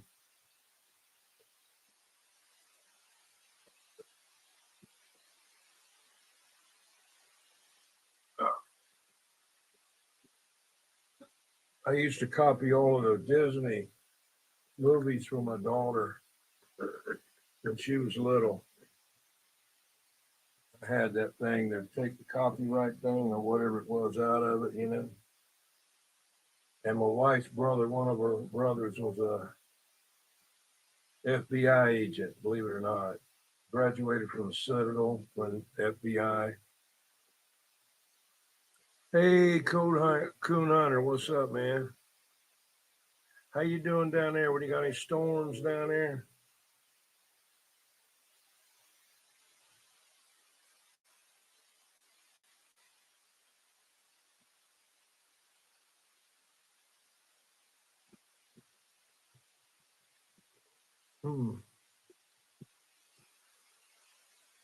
Got you a link there if you want to come up.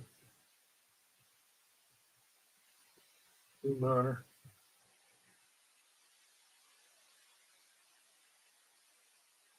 Not gonna be out here long, a whole lot longer. Kind of getting tired. I've been out here 2 hours already. Anyway,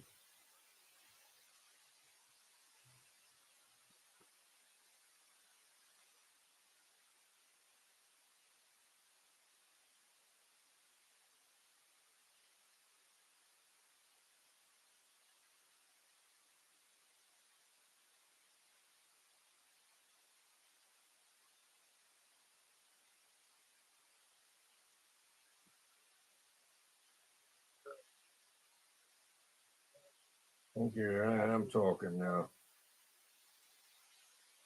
Okay, well, I got you an imitate thing right there.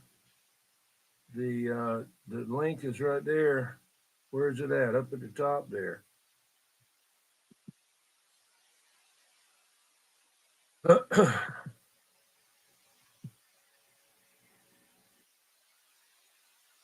See the link?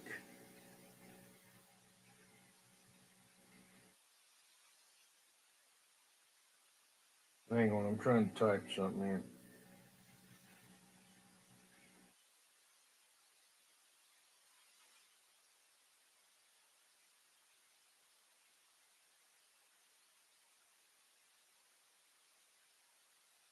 Oh, there you are.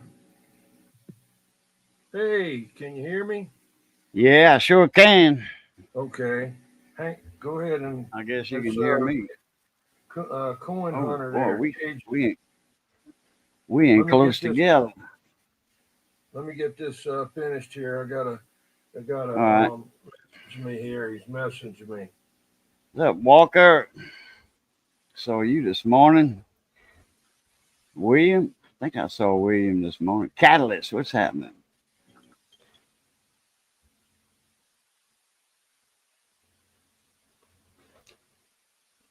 Let me know when you're finished. I need you to do something.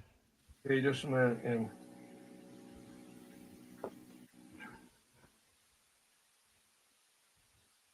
Catalyst, we were talking about something a couple of days ago. What was it? I forgot. Something to do with radios or something. And I thought of something later after the stream, or I forgot what it was. See if I can look around and see something on my bench over there. Got all kind of stuff I had ordered. I got all kind of stuff came in, some parts and heat shrink, and oh boy. so, what do you want me to look at? Look on the bottom of us. On the bottom Bottom. of, yeah, okay. You're gonna see some little boxes with some little squares and stuff. Go the third one from the left. Click on that one. There you go. Yeah. Now we're not all jam packed in there.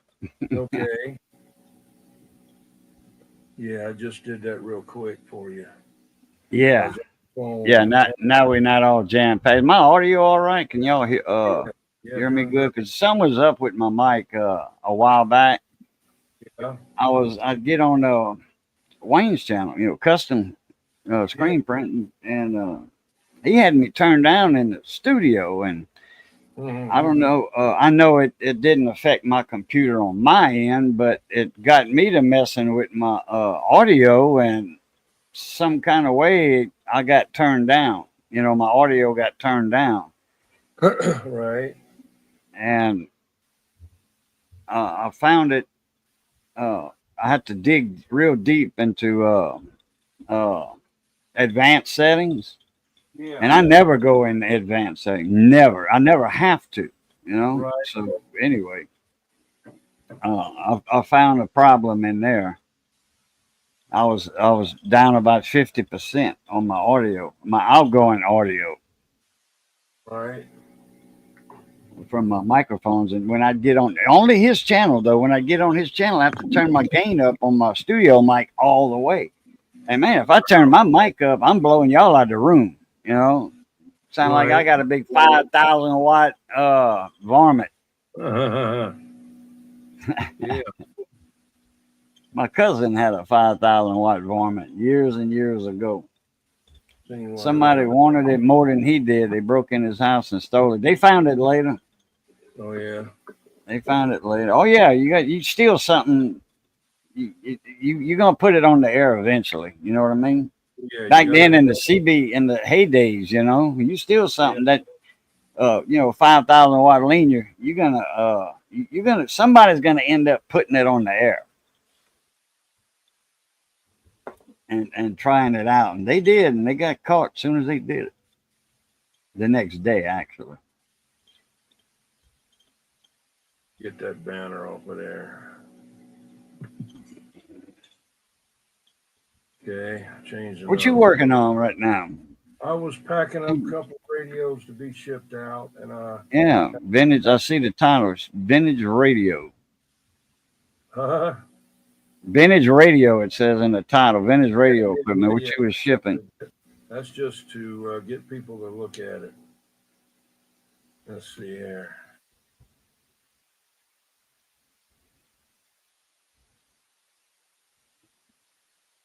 Yeah, I remember them old metal tapes, metal CO2 or C2O or whatever. Remember those well. I'm a baby boomer, so I've I hadn't been here as long as 21, but you know, Yeah. I'm not far behind. Yeah. You know, my dad always said, "You never get old. You just stay here a long time."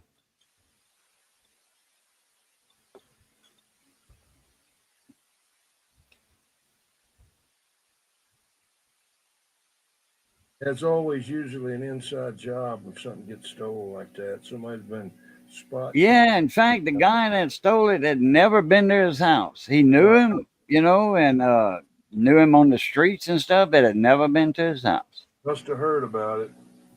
Oh, well, he knew. Yeah, I mean, my cousin, he always had it on the air. He'd use it if he needed it, you know, to get out there and touch someone. And sounded good, you know. They all those varmint lanyards, they had that modulator on them, built in on them. Modulator, yeah, I Now, love that. yeah, it had that modulator switch on it. Now I don't know if that big varmint had the modulator or not. I'm pretty sure it did though. You got kin folks in Lake Pontchartrain around the lake. That's a big lake. North Shore, Slidell, Hammond, Ponchatoula. You got all them towns up there. I'm in Southwest Louisiana. I was raised Vermilion Bay, Anacosa City. Yeah, I remember old Dobies. Yeah, Dobie B, Dobie C. Anyway, when I was my brother-in-law, that like I said, he was FBI back then. He's not now, and he came to our house, and I'd been re-recording those Disney tapes with that copyright thing to take it off of there, whatever, and so I came in the house. I didn't even know he was there, and I walked in, and he was watching the damn TV where it had the damn tape thing set up at. I said, "Well, I guess you got me now." He said, "Well, we're not looking for anybody like you. What we're looking for is people that get these new movies and stuff and new music things and copy them and sell them. That's what they were. The big guys is what they were after." He said, Yeah, "What you do, Ed? No, they don't even worry about that." Hey, Jason Shorter, what's up? they got a couple of people in Mammoth, right up the road from me there that they they record movies and they Yeah, go ahead. from the original on they play it on the TV and put their camera in front of the TV and then they go about their business, go grocery shopping or whatever, and they put it on DVDs. They burn them, on the blanks, but they sell a few. It's not really hurting the industry. Yeah.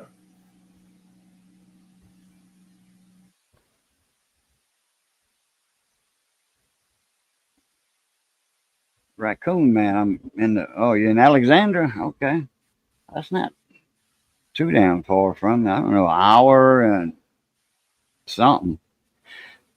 I'm not on the coast no more. I'm up. I'm right above I-10, so I'm in Eunice. If I head straight up on the highway, I go out a block.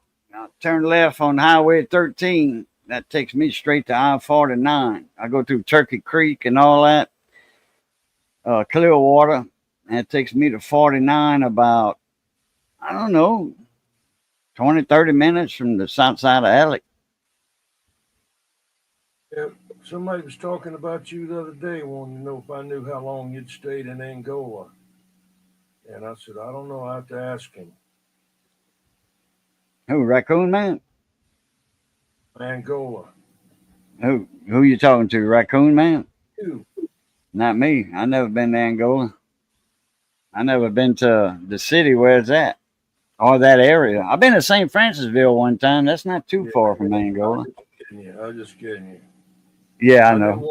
I knew one guy. We did a little trim job in an office there one time, years and years ago. A buddy of mine needed some help on a trim job in a doctor's office, so we went over there, and I went over there and I gave him a hand. I run my own crews. I just gave him a hand. He passed me a couple of $100. You know, I'm like, yeah, that'll work. Yeah, a guy named Artie Bradley used to be a helper, plumber's helper. Back then, I guess I was like 25 or something like that, and he was like 40, and he'd been in Angola prison, you know, and then wasn't too long after that, he wasn't around on the job. He kind of in and out, and they found him dead up there in Moss Corner. Somebody killed him. I don't know. Never did know who killed him. Damn. He was like he was okay, but you know, he's kind of a different kind of guy. Yeah, but a friend of mine lives in Pineville, Raccoon Man, not far from the hospital. In fact, he's got machines in the hospital and Coke machines and all that, sandwich machines. He's legally blind. His name's Don Araby. He's from here in Eunice, but he lives up there. He's been up there for a while. Married some old gal up there and bought a bunch of property, and that's where he's at. He bought a house down here a while back and was going to sell everything up there, but he couldn't sell it. He bought it from a tax auction or something, and they said you can't sell it for 7 years. I'm like, No, Pineville, Jason. There's like Piney Woods, Pineville. Yeah, a couple little towns around it. Pineville itself ain't that big. It's the surrounding towns that make it big. Ball, Pineville. Alexandria. Alexandria's not that big. Alexandria's good size, but all the towns around it, right on the Red River.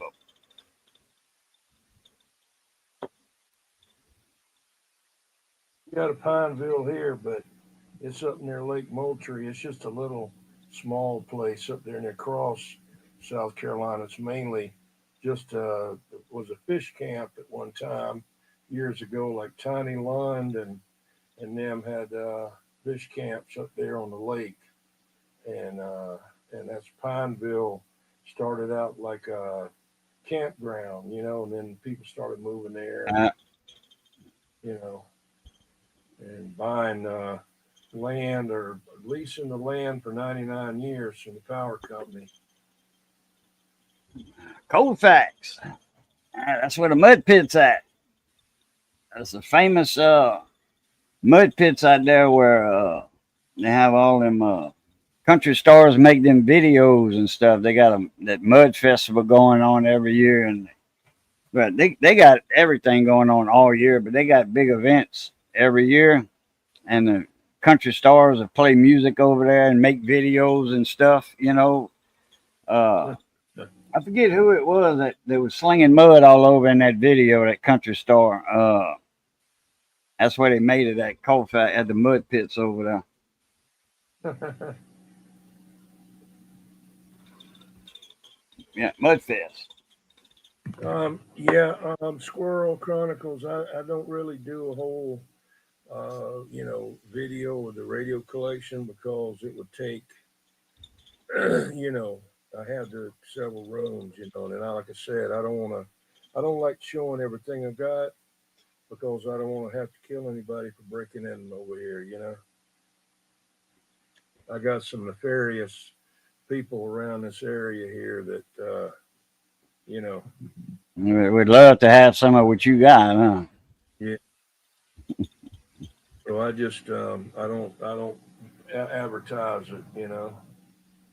I'm just happy with it. I got it. I'm not trying to show it off to anybody, you know. Some of those guys on Facebook, they show everything, man, you know, and they don't know who's looking at that. Just like Cajun Coin Hunter right there. He gets out there and has all that $100,000 worth of money laid out there on the table, and shit. Oh yeah. People coming in and knock him in the head, you know what I mean? But not me. Yeah, I got a couple of pieces of equipment that's worth a bunch of money. I got some stuff that was worth like 20,000 brand new. And it's still worth ain't worth no 20,000, but it's still worth a couple thousand for radio work. It's overkill. It's over. They got to come back. They got to come past somebody that, well, they're up in here. It's just a gravel road up into this area. Oh, And yeah. they took part of my front of my property to make that road out there. And then I've got a gravel driveway that runs straight from that about 1,000 feet back here through a couple of twists and turns. And then you come up a little hill and you come up in the front, and then you're still coming, and then you come in the back, and there's my garage back there. And inside the garage is a room built in there with a solid wood door that swings out with a steel, a metal on the outside and inside with an angle iron frame. And then I'm right here in this room upstairs, and I can look right out at that garage right there. So if you start banging out there, I'll open this window and that'll be it for you. I may not scare you, but I'll scare the shit out of you. I can tell you that. And he said, my dog will meet him at the front door. Yeah. Yeah, man.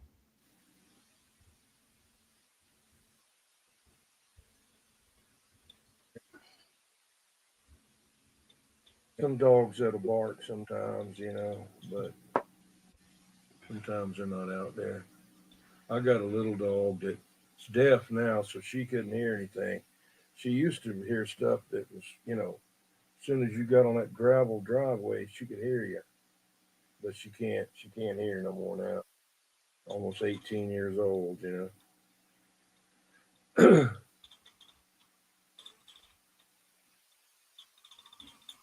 Or $50 extra each month. I hear you. Yeah, too many meth heads and thieves around. I'm not gonna. Yeah, I mean, like I say, I don't need to advertise or brag about what I got or anything else, because there's always somebody else that's got more than you got, and it's just not me. I don't care whether anybody knows or not. There, and like I say, well, you didn't talk to this guy and you didn't talk to that. Well, go back and look at my videos. That's all I can tell you. So you'll find out. Anyway. Just for the antique radios, they charge you that much extra? Wow. Better not tell them about mine. Yeah, I can't afford it then. Luckily, when that tree fell across that garage that time during that tornado that came through about 5 years ago, it fell across the building right in front of the inside room and fell all the way to the concrete.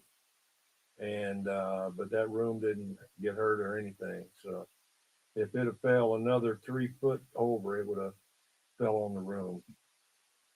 Yeah, my neighbor's got a huge sycamore tree. Man, the trunk is about 4.5 feet across, from left to right at about, eye level. That's a huge tree. That thing's about,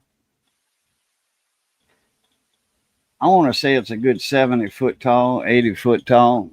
I'd love to have an Antron 99 or a Procom, half-wave antenna stick up there. I'd love to have that up there. Where's it at? My neighbor's backyard. And if that thing would fall, like during a hurricane or something, and hit my house, it would destroy the half of my house.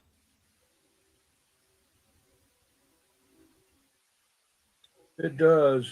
Drag yourself underneath a limb inside and start hollering, and get a little, Yeah, yeah, they got good insurance too. It's a rent house, so they got good insurance. I know the guy that owns it. He's got a bunch of racehorses. He lives in Mississippi. He's got an old boy here in local. I think it's, part of his family or something, relatives, and that manage the property. Hell, they get $550 a month for that, huh? Rent. He could get more, but that renter's been there for a long time. If they would ever rent it out, if my neighbor would move and they re-rent it to somebody else, they'd probably get $700-800 for it. Mm. Your dipose on a pine tree, it's about 90. Cow, yeah, buddy. Yeah, you above all that ground noise and crap. You get over 60 feet, 70 feet up in the air. You don't have that much noise. Like somebody that's got an antenna, 30 feet. Yeah. You up in that second wavelength up there. 36, it's 72 feet.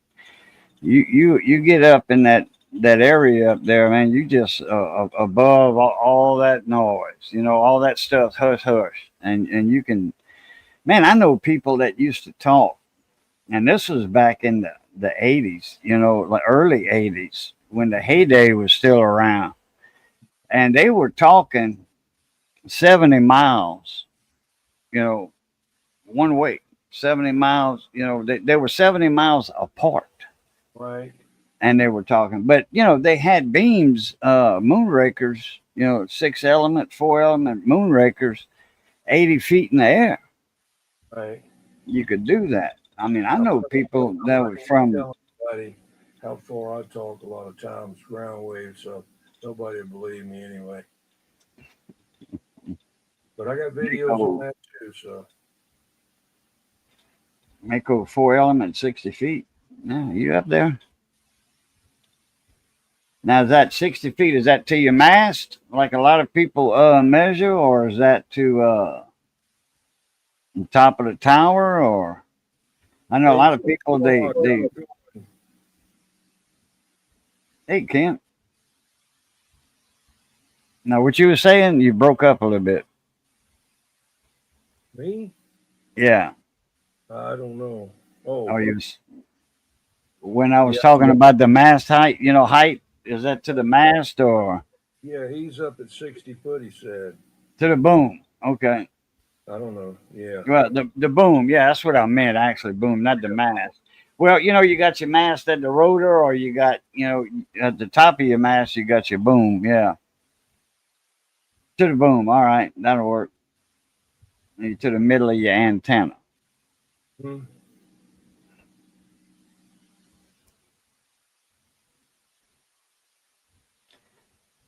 I just got a antenna for testing. I don't talk on the radio. I used to, years ago.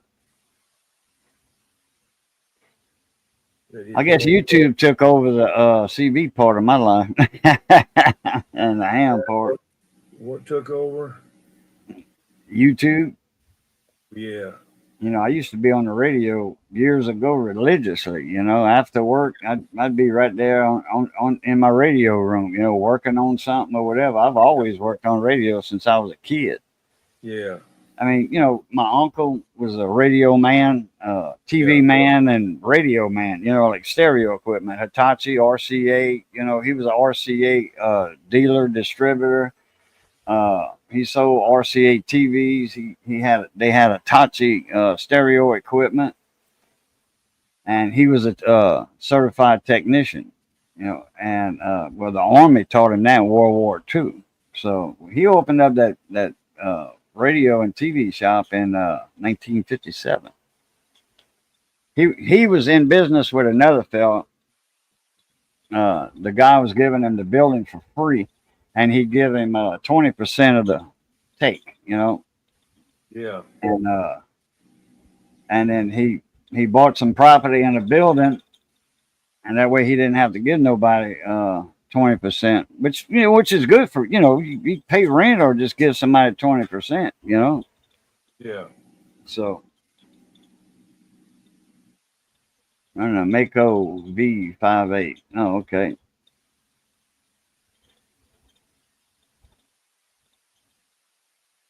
But I learned from my uncle, my electronics, and Candyman. He was in World War II with my uncle, and they both went. They learned their trade from Uncle Sam. The Army taught them their radio. They were radio men in the Army, and learned how to. They taught them how to work on radios. And I was always there at Candace. There was a few of us over there, but I was the one that he took under his wing and taught.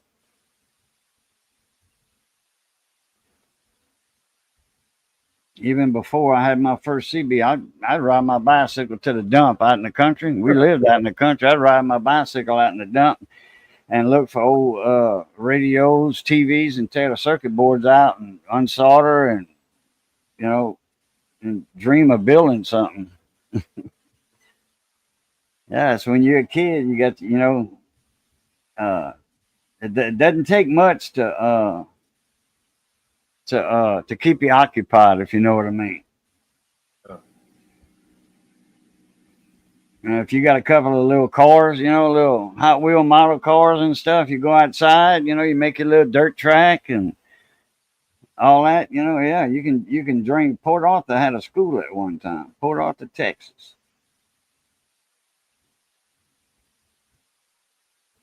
I was born in Port Arthur, in the Lady of Guadalupe Church. My mom was visiting my grandma over there. My grandma had moved there because she was closer to two of the older kids, and they was taking care of her. But she was taking care of the kids, the grandkids. And my mom was over there visiting, and when she spit me out.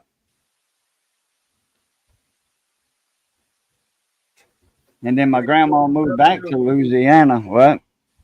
Squirrel's getting ready to go. Have a good one. 425. Okay. Impedance and resistance compared to SWR. That's a big subject to get into there. That's a broad area. Yeah, just was looking at a video today on there about reactants and all like that, and the guy went into a big detail, and I was like nodding off, and I said, let me go look at something else, But anyway, whatever the MFJ thing antenna analyzer says, that's what it is. I don't know. Never did used to have one. We just had SWR meters. Back before that, we just had the one in the radio. Then we got the one we could put in line with the thing, and and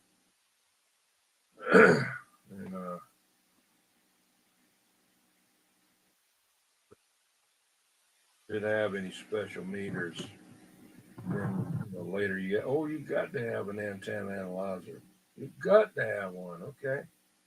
So we went and got one. Now they got this other one out. I haven't got it. I'm happy with what I got. I got a 50 ohm resistor I'm looking at, 250 watts. And it measures 49 ohms. I checked. So it's not quite at 50. Well, radios years ago, you can look in the owner's manual of old Cobra radios, and it would tell you that radio was 52 ohms. Mm-hmm. Now it's just 50 ohms. It's a round number.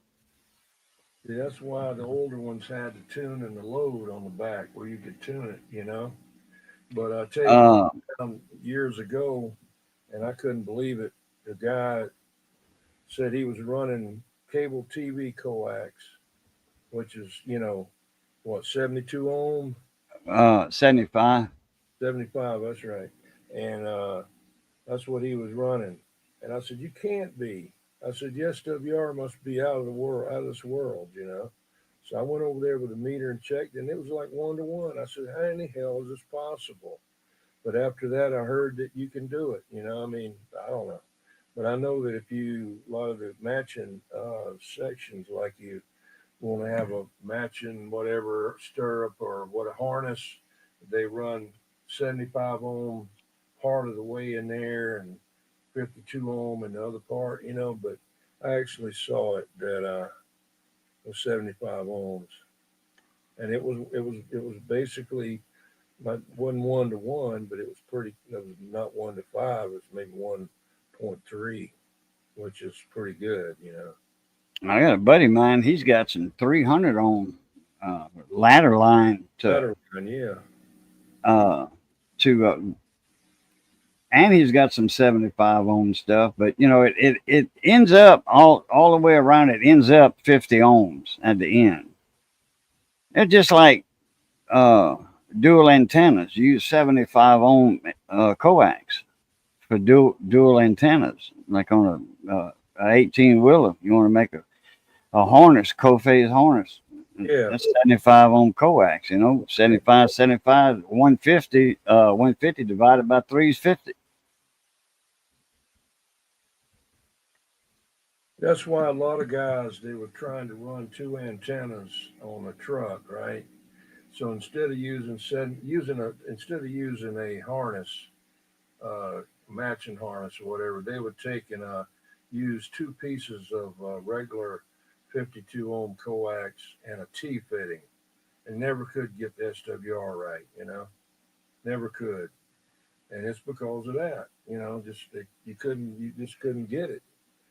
Maybe you could do it now if you had an antenna analyzer, but I tried it back then with a regular SWR meter, and I worked on one of them for hours and couldn't get it down below 1.5. I just couldn't. It wouldn't go any. I don't remember what it was. It might have been 2, which that's still good enough anyway. I mean, you still get out with that. You have to get really high up there to really kill you. Radio. I think I've got a dummy load, and it runs 1.2. I've got a 20. I've got some 5-watt resistors. I got 20 of them. What the hell? 1,000 ohm, I think. 1,000 ohms. I got 20 of them, and that makes 50 ohms. A flat side horizontal is 75 ohm, but you tune it with the gamma match, and inverted V is 50. Yeah, you see, we opening up a can of worms. Not really a can of worms, but you know what I'm talking about. It's getting broader. The conversation's getting broader. Yeah. Which that's fine and dandy. Don't matter to me. Yeah, I know some people, some ham operators, man, they and your HOAs, homeowner association, them real strict neighborhoods. Yeah. They got hams in that live in there. They use the gutters. Yeah. They run wires up underneath the ridge cap. They run the dipoles, flat. Naturally, they all on the flat side anyway, horizontal, most of them. And they run wires in their attic right under that ridge cap there. And they get out, they using antenna tuners too, Don't get me wrong. They everything's not perfect. It doesn't come out to be a perfect SWR without a tuner. Sometimes it is. I've got a dipole that man, that thing's flat as all get out, Yeah. I got a couple of these little dipole makers off of Amazon, whatever. Yeah. You see them on eBay, little dipole maker. I got one somewhere. Where the hell I'll put that back. Where's that box at? Oh well, I got a little box somewhere that I got a few things in. A strawberry container, 2-pound container. I saved those and I put stuff in them. Anyway, and you can stack them, you know, and you can see through them, so you see all what's in there. And you know, I get all kind of shit from AliExpress all the time. Oh, I got something right here. A little recorder. Look, like a 20-second recorder, whatever. Wow. Come with a speaker, down a speaker, a little speaker wire, hook it up 5 volts, and you press the button. You got 3 little tactile switches right here. Press record on there, you can do that, and then it'll play back. Whatever you recorded, it'll play back. Just like the Jigs toys. Yeah. You know, Mr. Dick Briggs, I think was his real name, down in Florida. Yeah. He made the little noise toys with the white boxes with the pretend wires all the way through. You strip back as much insulation as you want. All that wire was pretend. He had some quality toys, noise toys. Yeah. He started out with Tarzan, and then Jane was Ecstasy. And then he mixed them together, Tarzan and Jane. You know, there was 2 of them, you know, getting it on. And he's hollering at the monkeys, and she's hollering at him. Don't stop. Yeah, Ballin, yeah. I had I still got it, the Ping, Kia Ping by him. Which one? The Kia Ping. Oh, like the Browning Ping? Kind of like yeah, that. But, right. You know, but I had that. Yeah, I remember that one. In the 80s. Then I had the one when you key up, it's like a whistle, and then you push the button, and it's a space bird. Do, you know?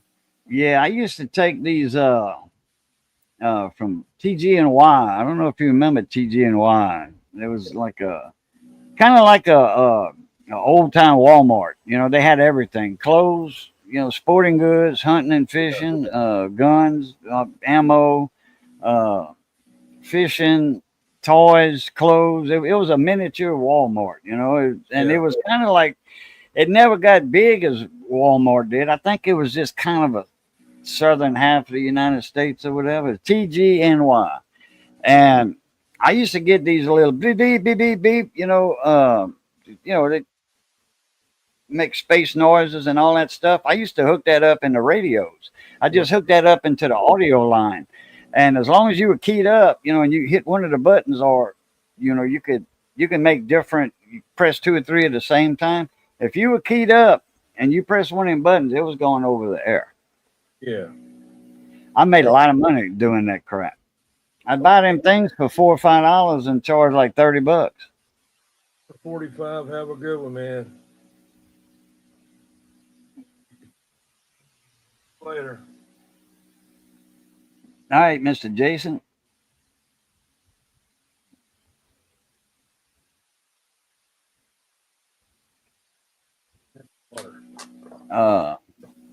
You can get there's an old boy that's got some of those old jigs toys.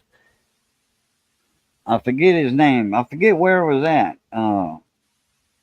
If it was on eBay or one of them other sites. Yeah, they got them. They got them on eBay. Okay. They rebranded some of them with a different name. You know. Really? Oh, this is the original. Yeah. There used to be a guy called Radio Doctor, up I-26 up here outside of Columbia, that had a bunch of them that had his name on them. Somebody else made them, I think, and he just stuck his name on the outside of them. Oh, okay, I got you. Catalyst, have a good one. I think of what we were talking about last week or whatever. Talking about something. Oh yeah, that Cobra, that Cam 89.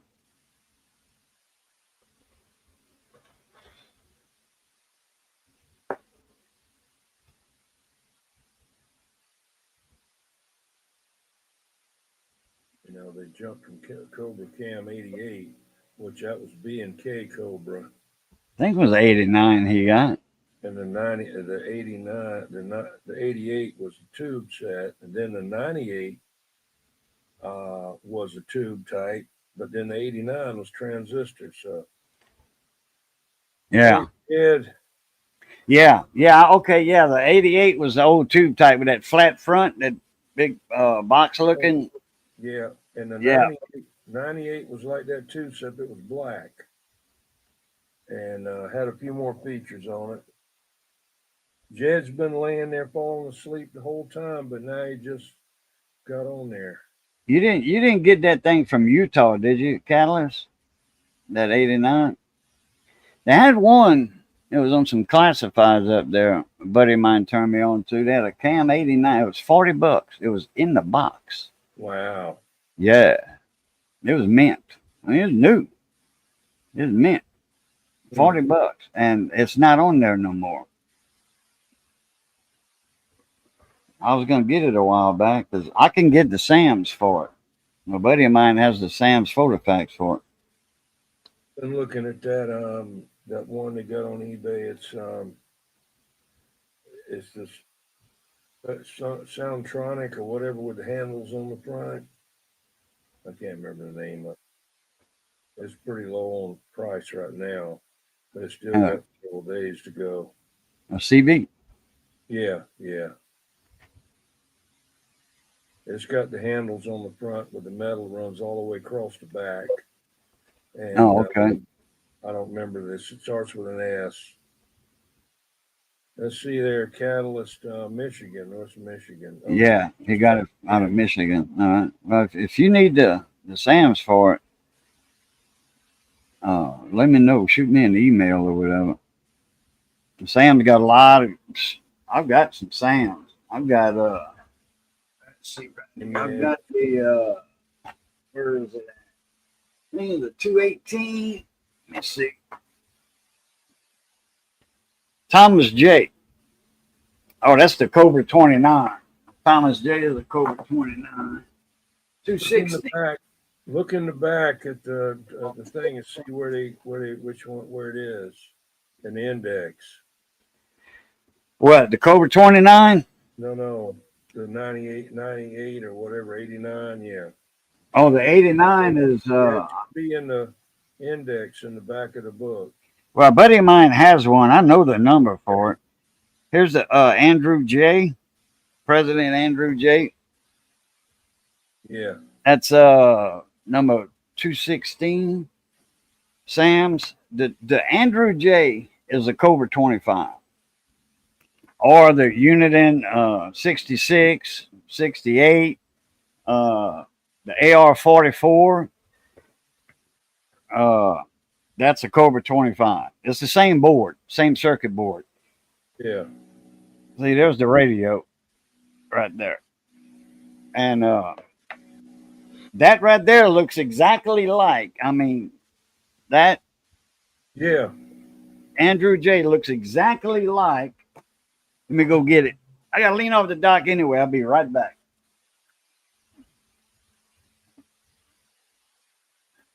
Ice Cream Man, where was he located there? The Ice Cream Man located.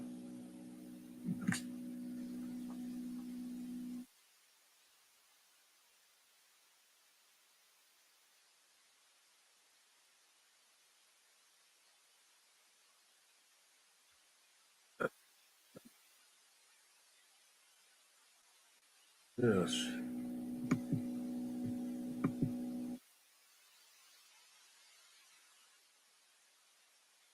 That is.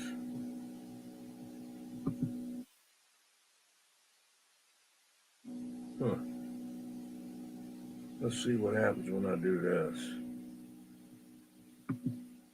There you go.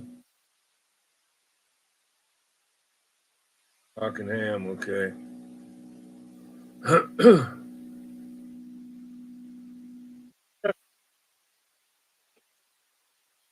Seemed like my mic's turned up good. I don't know. See. Hello. Yeah. PD River, okay.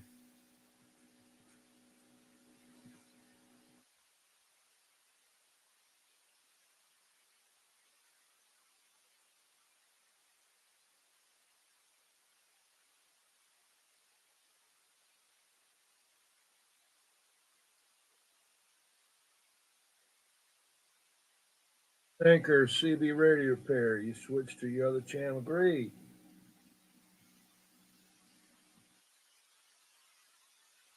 Into 300Z.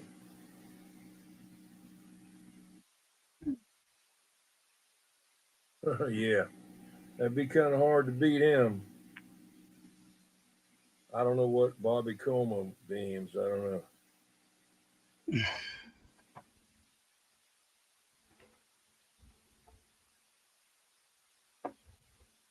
He got.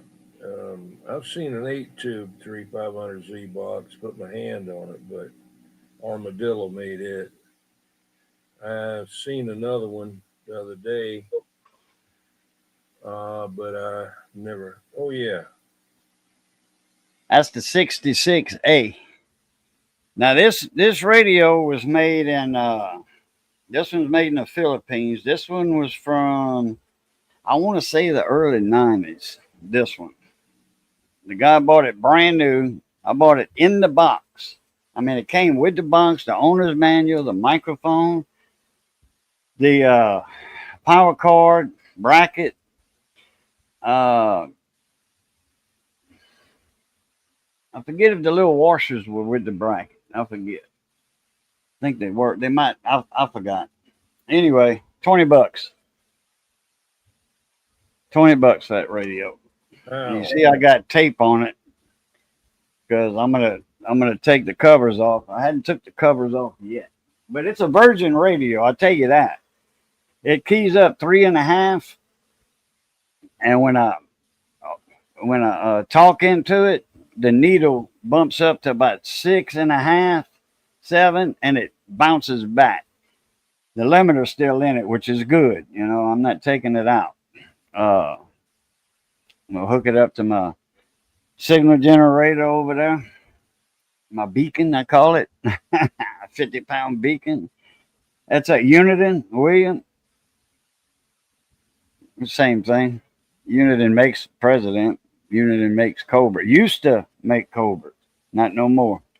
Cobra went to a Chinese board. I got a 29 over there that's got, I remember them old Chinese boards they had in the middle 90s. Cobra 29. When I had my radio shop, man, I got, but nobody wanted a Cobra 29 anymore. If it was a Chinese board, nobody wanted them.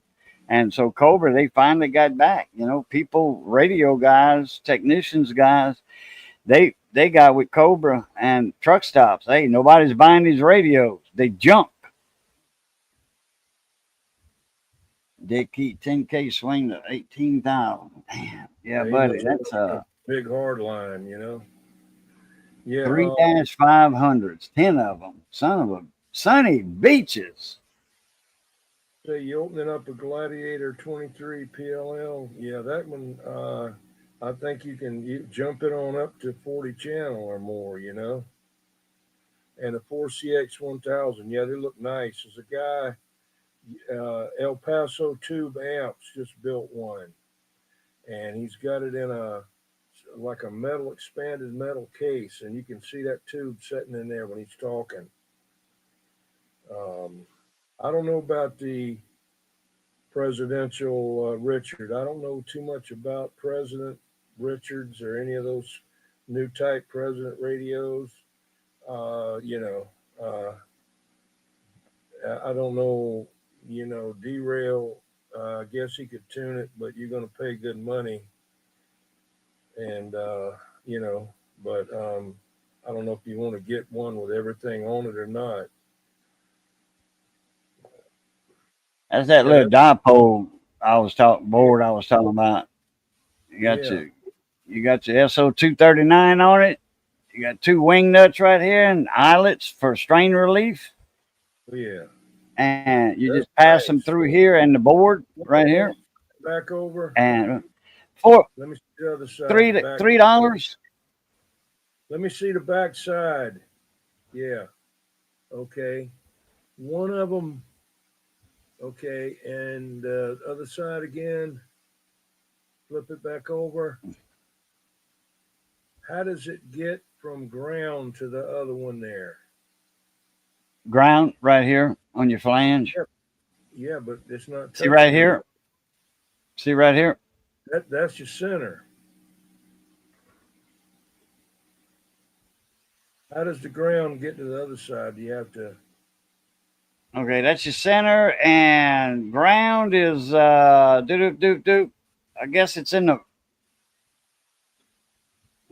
I can see it. The trace is big. Yeah, that trace is huge right here. Right here, this is connected to this. This Okay. whole area right here is connected Oh, right here on this side of the flange to I those got two. You know, to the flange itself. Yeah, it doesn't show up good on camera, but I've got one out there that's on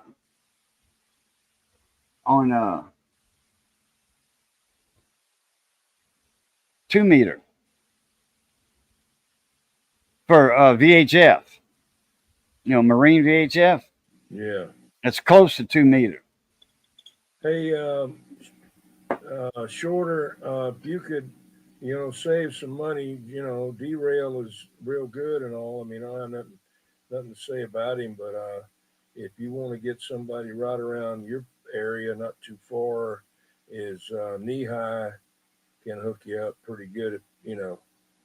Knee high down there in Hampton County, and I'd trust him to do it. But I mean, I don't know what all you'd want Derail to do. Derail knows way more and how to do stuff than Knee High does. But you're going to pay more for it. This depends on what all you want done.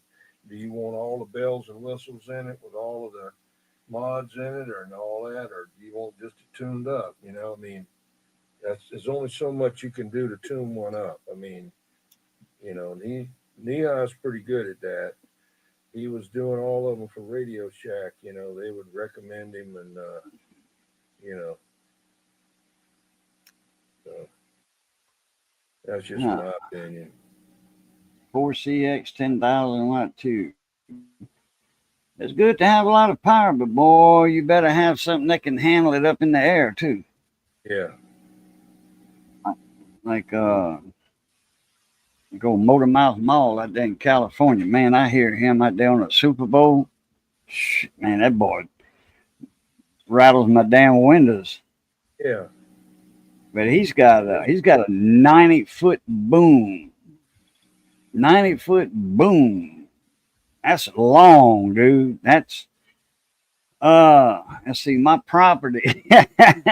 My property's longer than that, but it'll fit on my property, and then the elements. I forget how many elements he's got, but man, he's on a mountain. He gets out. He gets out there, and he lets his fingers do the walking through the yellow pages. He can get a lot of contacts.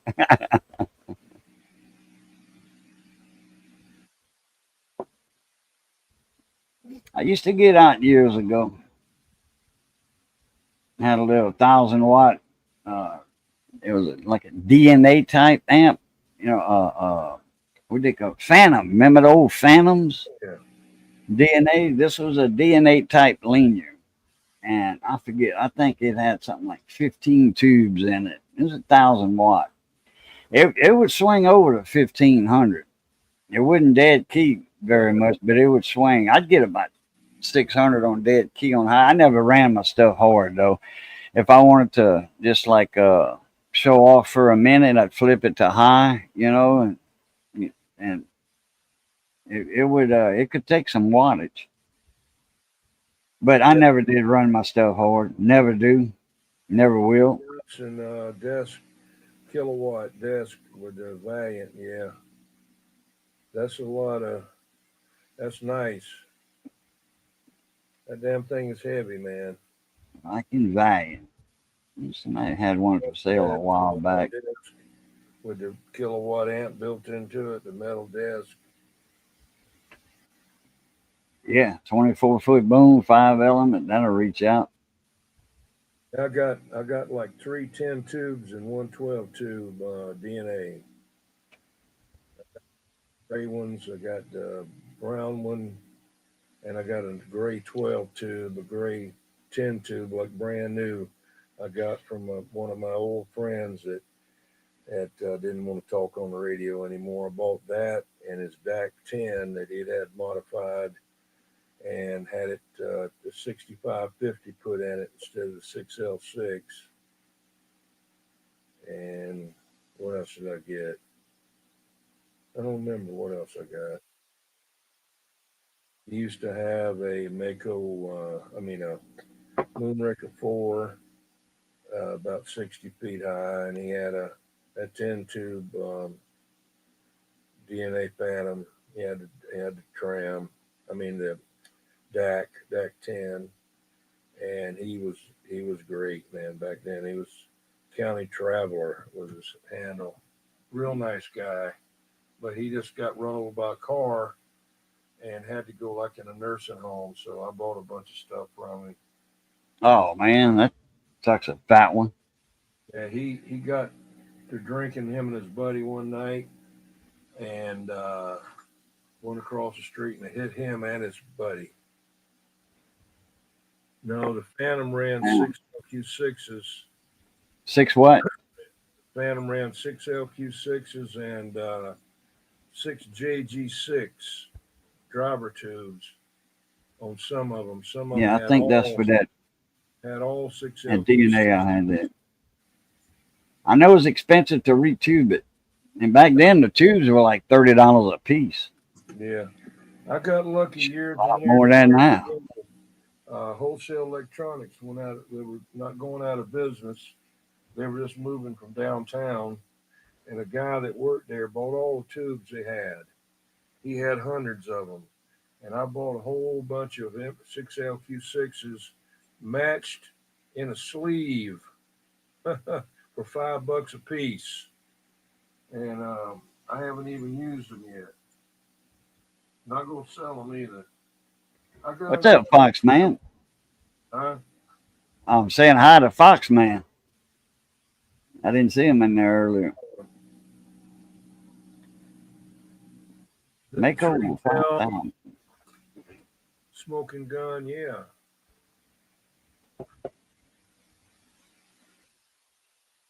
Joe Gunn. You got a President Richard tuned up a derail and have a fat boy that I don't use burns up every time. SWR is 1-to-1. I don't know. Cell phone tower. There you go. I don't know why it would burn up. My Eagle, I had a 500. It had 20 LF6s in it.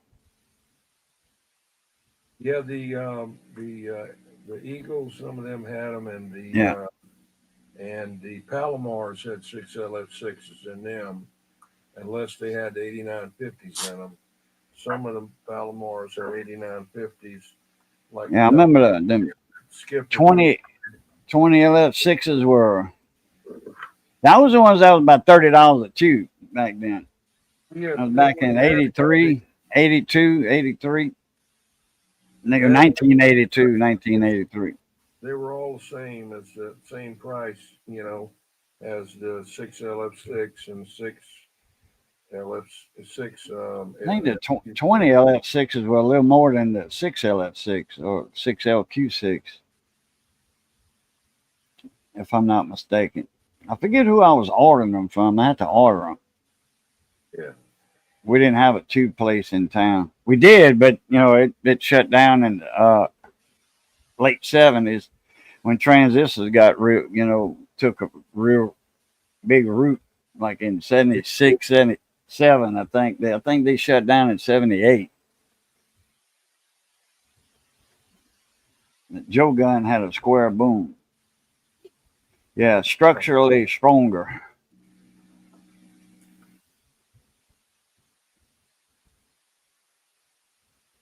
And then if you put a rib on it, it's even more stronger. some RG213. You can get 50 foot of RG316 for cheap, $20, I think. Amazon. RG316, that's pretty good. I'd use that instead of Mini 8.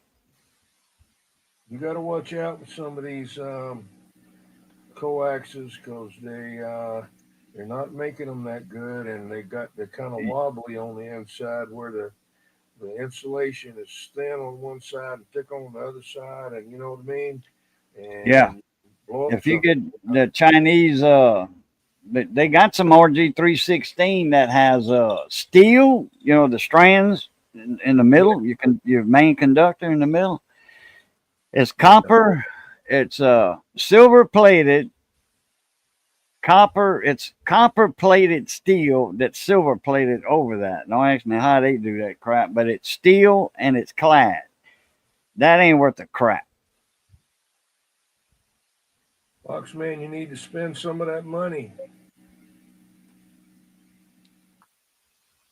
Instead of buying that radio, you could have got you some coax. $89.50, $200 a tube. Sunny beaches.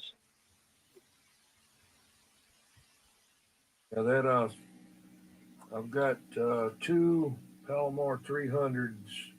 That's the 8950s, and then I got two Siltronics Comanches that's got one in it.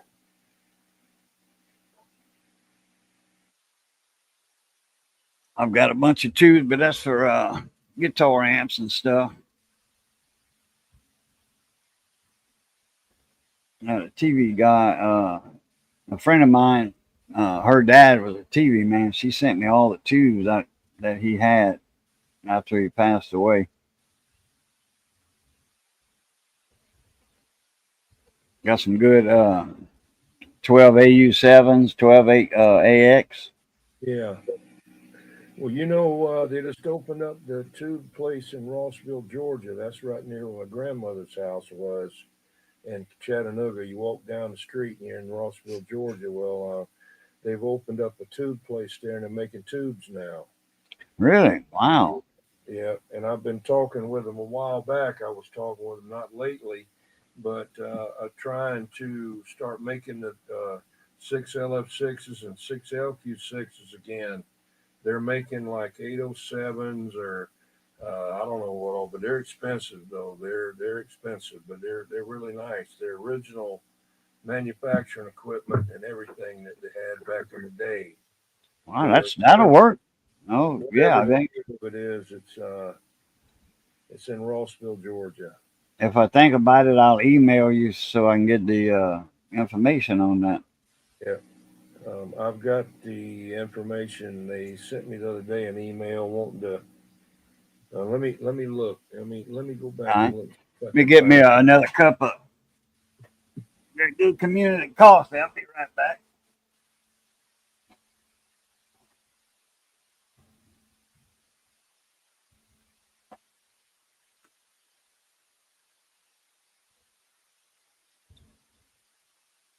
See here. Recently deleted. Let me see what the name of this place is. Here.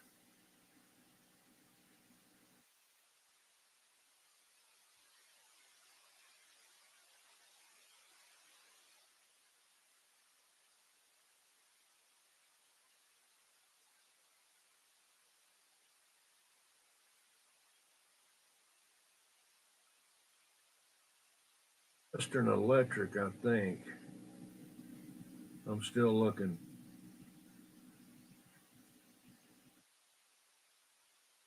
Didn't know it was that far back. Let's see, old mail.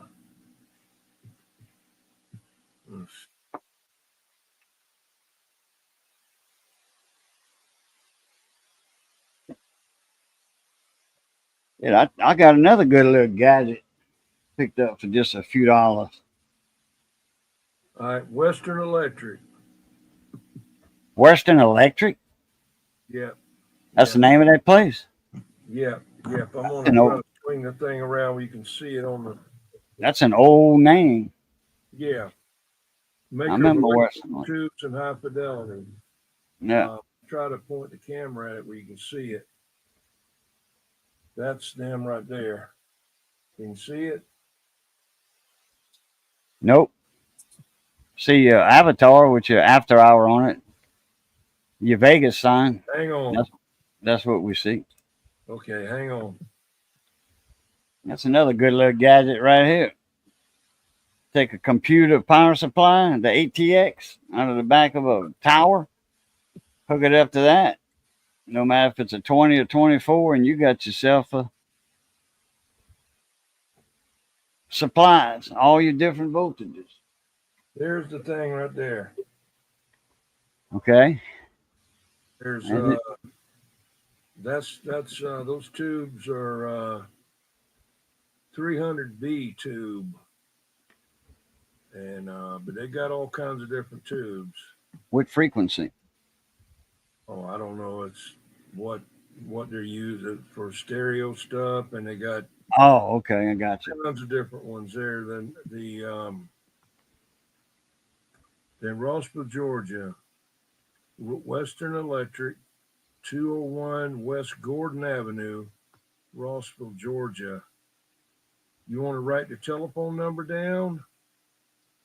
I can send you this email. I just sent. Yeah, let me see where this is at. Maker of electron tubes and high fidelity. I got it. Okay. Got it up here. Let me see if that's the modern one. It should be. Yeah, that's him.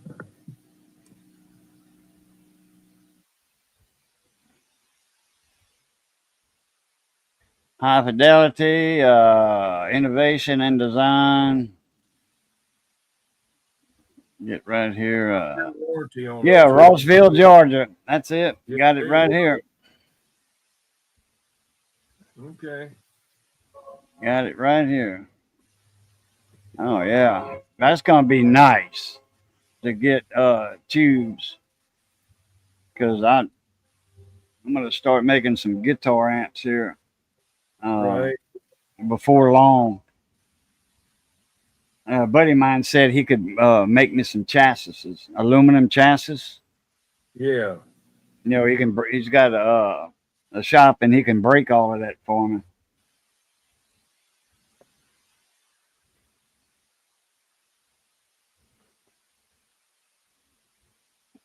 Yeah, military spec coax, William. Yeah. Somebody said that earlier too on the military spec. You know, you got to watch out. It was William. Watch out what you buy, you know, on Amazon, because a lot of stuff that's on Amazon, that's them stores in China, and it takes like, you know, it don't take no 2 days to get in. Sometimes it take you 2 weeks to get stuff in, and you got to read on the delivery thing. You know, I stay away from that. If I want something from China, I'm gonna go to AliExpress. I deal with a couple of stores. I get a few tools from them. My soldering iron, my caster, one of my main ones. I've got a Heiko, and I've got a caster. That's a T12.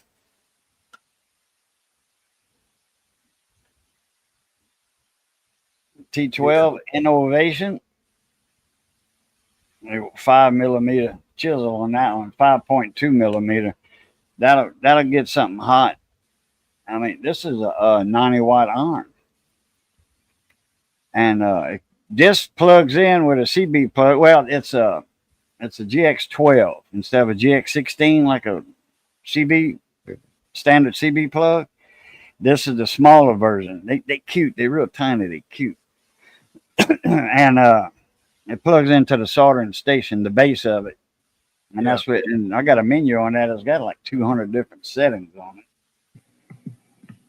But like that right there, that was if I would buy that technology with Heiko, I don't even think that Heiko has one with that technology. Heikos are like $350 on up. I got that for like $60 years ago. Well, a few years ago. They down in price now. You can get them for like $45. Same unit. I bought one for a buddy of mine. He used to have a radio shop when I had my shop. His was in New Iberia. The thing he did, he worked on linears. I didn't. I didn't have time, and I really didn't want to. I had too much radio work going on. I was at a truck stop years ago. My radio shop was at a truck stop, so I had a lot of business. And when they wanted a truck driver who wanted a linear worked on, I would take their information, and then the guy, he would come about every day, every other day, pick up linears and drop them off once they were repaired. He was the linear guy. And I had a guy that would do installations. All I do is make a phone call. Hey, got an installation for you over here. Be right there.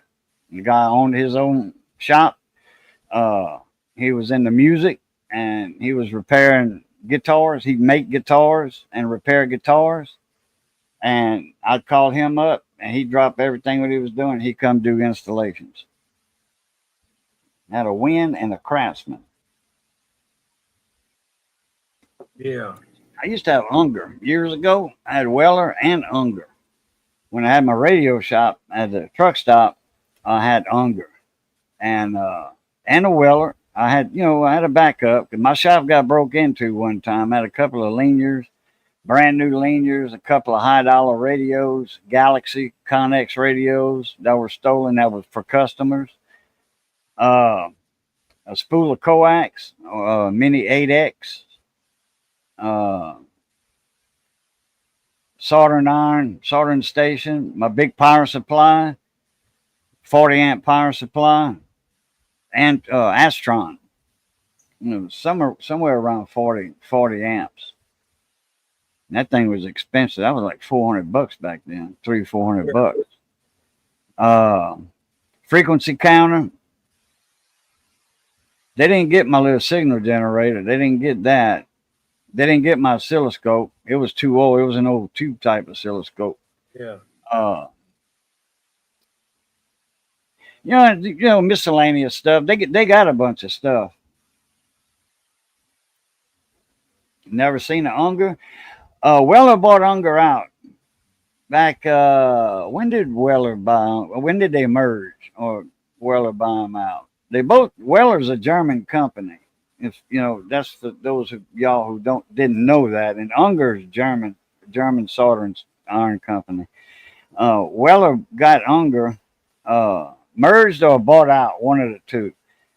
That was back in, I want to say 2002 or something, around the turn of the century, I think. Weller and Unger, both of them are good quality. That Craftsman, I have one of them.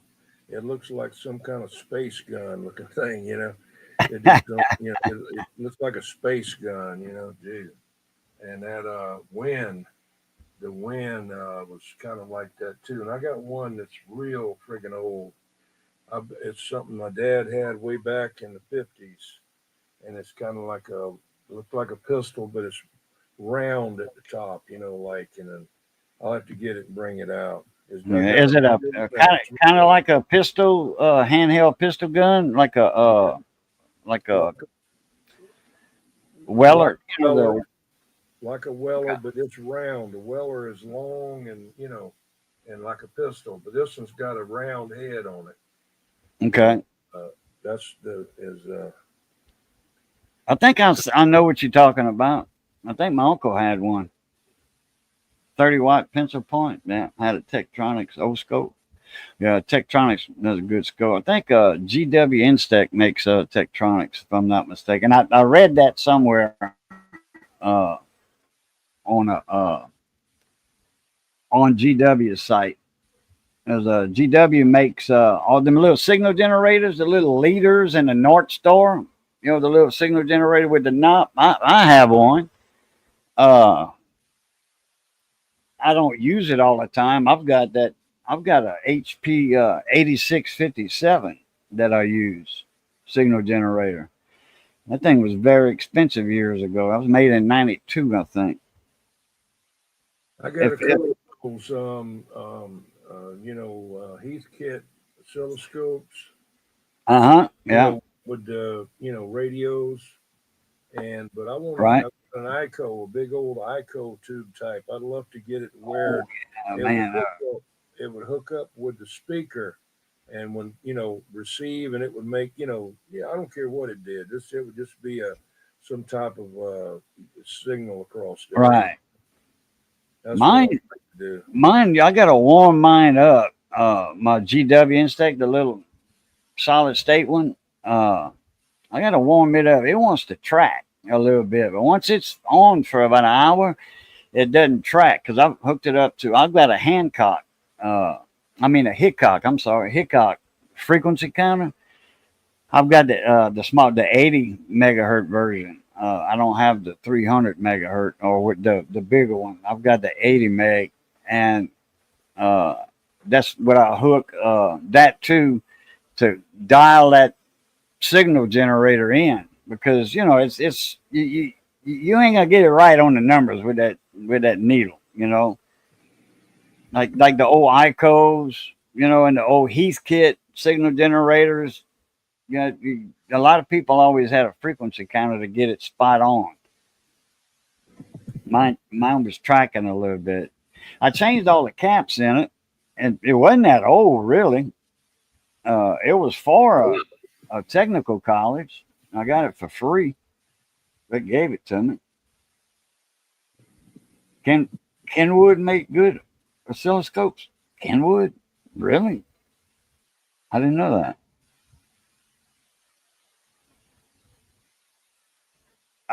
If anybody had a Radio Shack or Craftsman pistol grip, Weller made that. Weller made that. Yeah. The little Radio Shack soldering irons, the real good soldering irons. The like 60 watt, 40 watt, and 60 watt. That was Weller. Yeah, I've got the soldering station realistic Radio Shack one with the Yeah. Micronta or Radio Shack. I think yeah. most of them said Radio Shack. Let me see what it says. It says Or Radio Shack. huh? It says Radio Shack. Okay.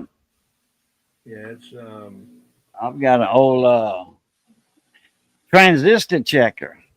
It's mint in the box. I mean, it was used, but you can't tell it was used. Uh, it's a transistor checker and it gives you the gain. And it's not automatic. You have to know whether it's NPN, PNP, which you can always tell by the numbers on it. 2SA, 2SB. That would be in 2SC. That's PNP and NPN. And they got an NPN switch, PNP switch on it, and then your gain knob, and you got 3 little clips coming out of it to hook to your transistor, and you got to know the collector, emitter, base. You got to know that. Archer, that was it. Archer for Radio Shack. And it was Radio Shack had different brand names for different things. That Micronta, that's my transistor checker. That old antique one I got. Archer, Realistic, and then Radio Shack.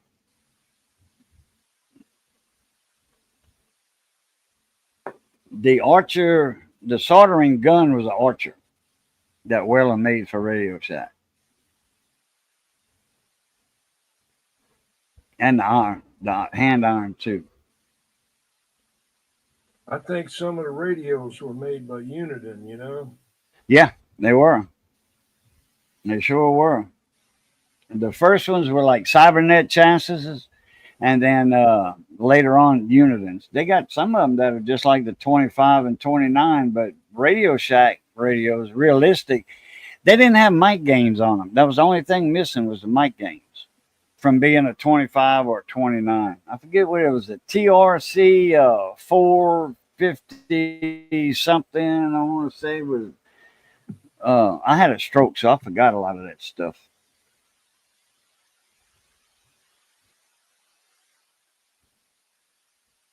$457 or whatever. I think It's up in the. I'm in the zone for a 25 and a 29.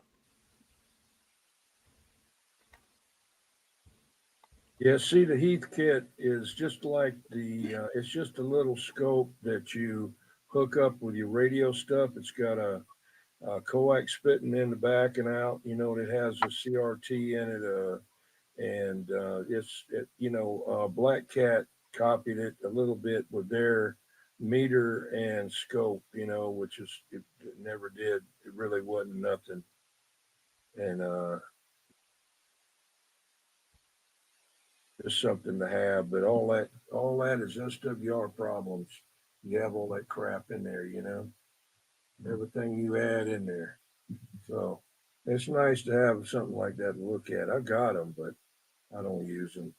Yeah, I remember Black Cat had the watt meter with the little scope on it. Yeah, I got that. Then they had the one with then they have the one with the scope, the watt meter, and the freak counter in it. Then they had the one with the meter and the freak counter without the scope. Yeah, Navajo. I was a Radio Shack radio. Yeah. Sure was. Got some good bases. There wasn't nothing wrong with them Navajo bases. Man, they get out there and talk. Yeah. There was one back in the day that everybody wanted. I don't remember what number it was. It was a later model, a realistic, Navajo, but I wasn't into them back then. RCA 99N4. No, I'm not familiar with that model. The first Ranger I ever owned. Okay, I remember when Ranger, they came out with the 2950s. Let's see, when did it come out with that? Back in like 90 or something, 1990, I think, something like that. I'm in the zone. I worked on a few 2950. Got one of them. Didn't they do the 2900 also? 950 to 2980, wasn't it? They're mobile. No, Yeah, 2950 was a mobile. All the ones I know of were mobile. The 2980 was, Ranger, I think. I don't know. RCI, yeah, RCI Ranger. Well, all your Galaxy boards now, most all of them, were. I got an old Galaxy, not a Galaxy, North Star, which is a Galaxy 88 HML, high, medium, low. It's a North Star 88 HML. That other name that they used, that was just like a Galaxy. Mirage. Yeah. Yeah, Galaxy, Mirage. They've got all the same, just a different faceplate on it, the name on it. 2250 transistors. Remember the 2290s. I've got a Connex 30. Oh, crap. I had it out the other day, exercising it. Yeah, Toshiba's. It has a 2290 in it. The 80 watt or so transistor. It'll swing way over 100. Turbo has in it. Connex 30 HP 3900, or I forget. It's over there. It hurts me to get up a lot.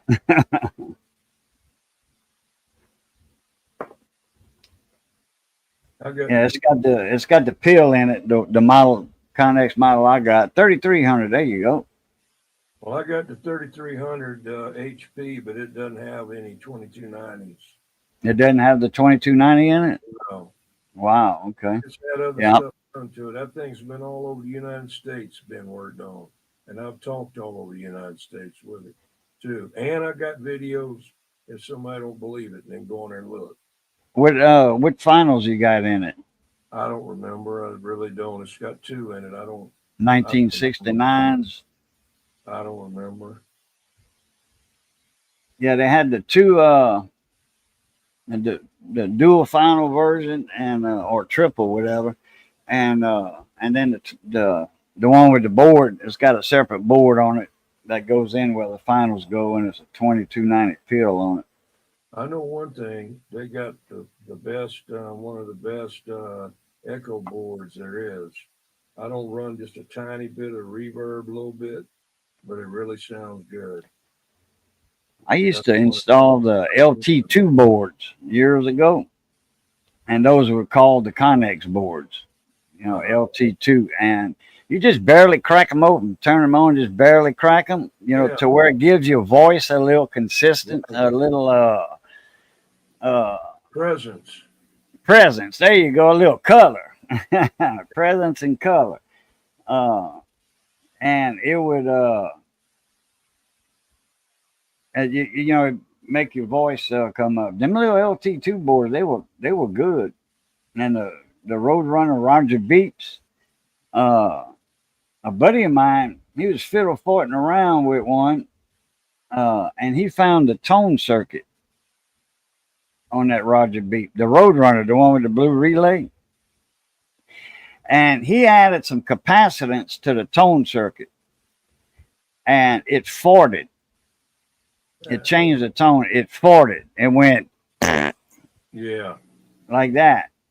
So when he brought me the board and in a radio, and we started farting around with it, changing capacitance, adding a pot to it, and then we found the time circuit on it for the length of the fart, and we can make it anywhere from just that little beep, you know, but it wasn't a beep; it was a fart. Because this guy wanted me to take his Roger Beep out. He says, "I'll give it to you," you know, which back then Roger Beeps were like shit. I forget, $20 if you just bought one. I think I was buying them for 14, and I was getting like 30 or 40 at a time.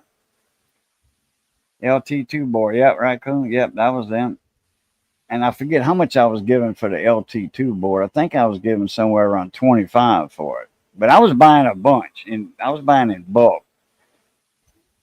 And anyway, so we was fiddling and farting around, and finally we started adding them Roger Beeps and radios with the tone circuit, with the potentiometer if they wanted that, you know, as extra money, and then the time circuit. And they were messing with people is what they were doing with those. It would last up to like 2.5 seconds. Am I still on? Yeah, I see it. But it was cut off on me sometimes. Oh, you got which StreamYard plan you got? Free one. Oh, okay, the 20-hour one. Okay.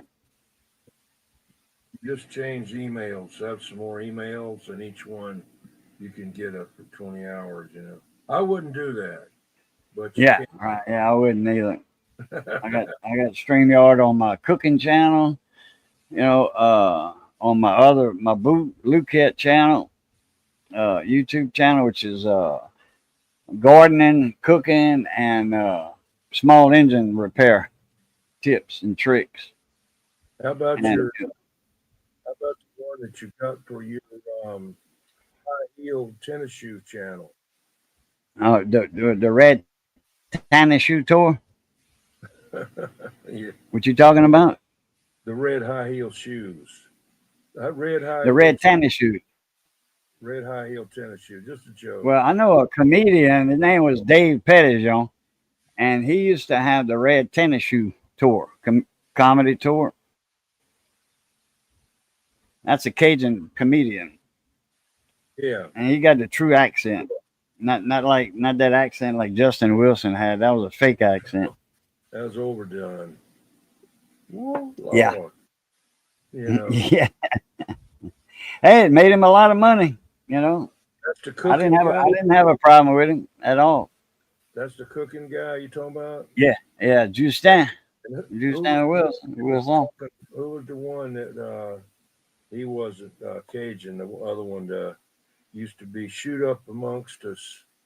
Oh, Jerry Clower from He Mississippi. wasn't. He wasn't from Louisiana, was he? No, he was from Yazoo City, Oh Mississippi. yeah, almost. Yeah, almost. No, I Justin know wasn't a somebody. Cajun. Justin was born and raised north of Kentwood, right there by where Britney Spears is from. Britney Spears, a Louisiana girl, Kentwood, which is not far from the Mississippi line. You know, on the Louisiana Panhandle, southeast Louisiana.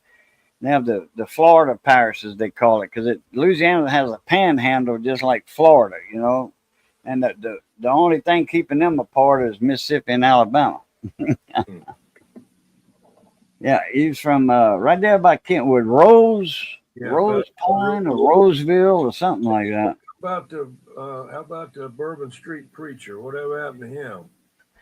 Oh, that's Jimmy Swaggart. No. This was a different guy. Jimmy died, right? Jimmy Swaggart? I don't know. Died. No, this was another guy. He was called the Bourbon Street preacher. It wasn't Jimmy Swaggart. I know, believe it or not, somewhere down the line in my mother's side, they were kin to him and Jerry Lee Lewis and what's the guy down in Mickey Gilly. yeah, Yeah, Mickey Gilly, yeah, Jimmy Swaggart, Jerry Lee Lewis. They yeah, all the first cousins. Their dad and moms were brother and sister. You know, so they were first cousins, and they were all raised up there by Faraday, Louisiana. That's right around Alexandria there.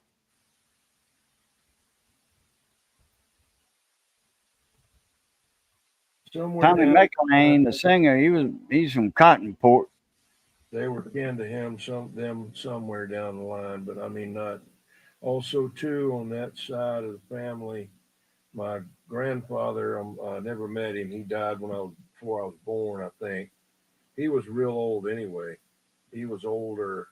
I think he was something like 50 years old when my mother was born in the late 20s or 31 or something like that. And I didn't, I was born in the 50s, and so I never did see him. But he was kin to in Chattanooga, he was kin to the moon pie people, Campbell's, that made the moon pie. No, okay. But he didn't get any of the money. He didn't work there. He worked at a woolen mill. He used to walk to work, and he actually the incline going up at Lookout Mountain. He actually walked that incline to go visit a mother and father when they lived up there before World War II. They used to live on Man. Lookout Mountain before World War II, and I got some good Civil War souvenirs from there in the 70s. I went up there to visit my grandmother, and there was Wow. a place in below the Lookout Mountain that had all these Civil War stuff, for sale, like Right. bullets, belt buckles, and all of that. I think I got a couple of the round ones and the bullet type ones, and then I got a belt buckle looking thing. That's It was worth good money nowadays. it was mounted in a frame, like on cotton or something. I got it somewhere, but that's gone now. So I'm then I trying to got think of who you're talking about, the New Orleans preacher, Bourbon Street Bible beater or whatever. yeah, he was The real only one pretty. I know of was Jerry, but Jimmy Swaggart. His college and church and all that was in Baton Rouge. Yeah, but I can Like guarantee they you, got a bridge that Jimmy built, yeah, paid for yeah, whoever built it, but it had to go because it's over a major highway, big four yeah, lane major thoroughfare, and they built that walkway for the students to go from the dormitories to the school hey, over the road. I think he built well too. Uh, Jimmy, there was Robert, forget his last name. And then preachers, Jimmy Swaggart, Robert or Roberts. Uh, but I don't know if Roberts was from Louisiana. The only one from Louisiana that's famous that I know of is Jimmy Swaggart. He got caught in a motel in New Orleans. You know, I have sinned, you know, and he was crying on TV and all that. I did wrong, you know, I messed around with my wife, I have sinned. And well, no, just goes to show you that everybody, you know, is a man. Bob Harrington was known as the chaplain of Bourbon Street, a colorful and crusading evangelist who led religious services inside and outside of the French Quarter nightclubs in the 1960s. Okay. He was born in 1927, and he died in 2017. And he was known as a chaplain of Bourbon Street and gained fame through a series of recordings, books, and most notably, a series of debates on the existence of God. Let's see. Whole big bunch of stuff here. Yeah, that's him. Yeah. He's a Harrington with a H. J-R. Harrr. Yeah. Okay, Harrington. Yeah, they got a bunch of Harringtons down here in Louisiana.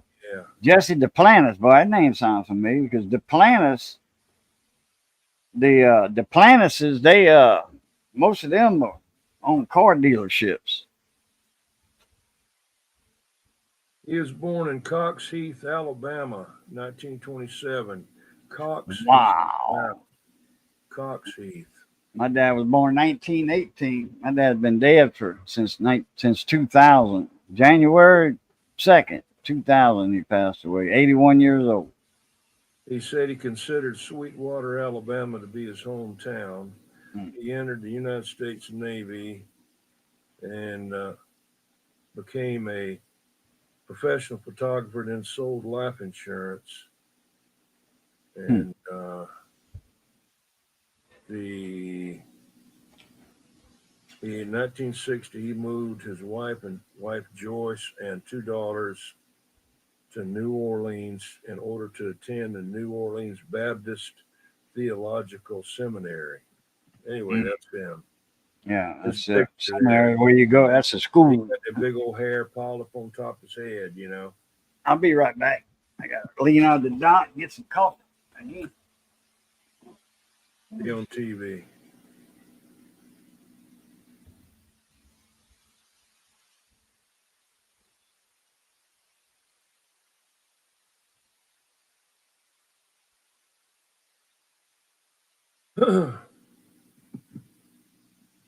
I'm looking for something here just a second. What the hell is going? Oh, there you go.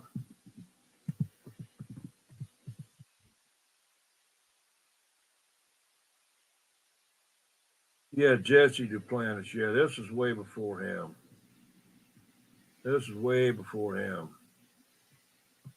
Yeah.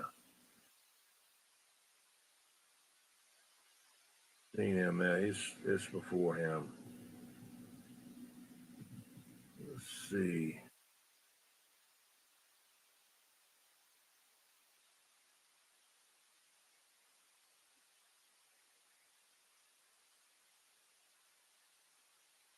He was born in 1949, Duplantis, yeah.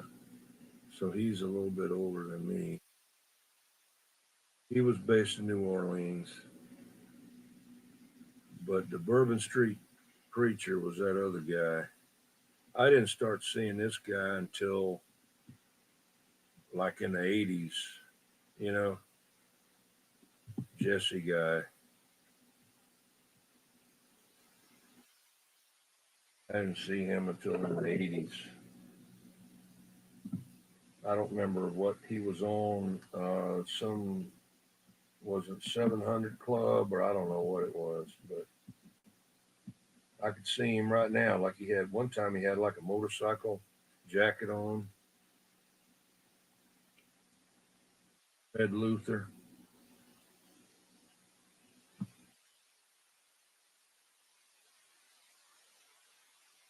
Yeah, Oral Roberts was basically the only him and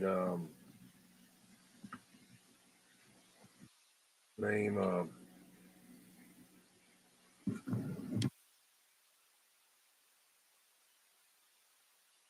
his son is preacher now in North Carolina. Can't even think, man. Just about like his dad too. They're the same. So how about Creeplo Dollar? Creeplo Dollar. Yeah.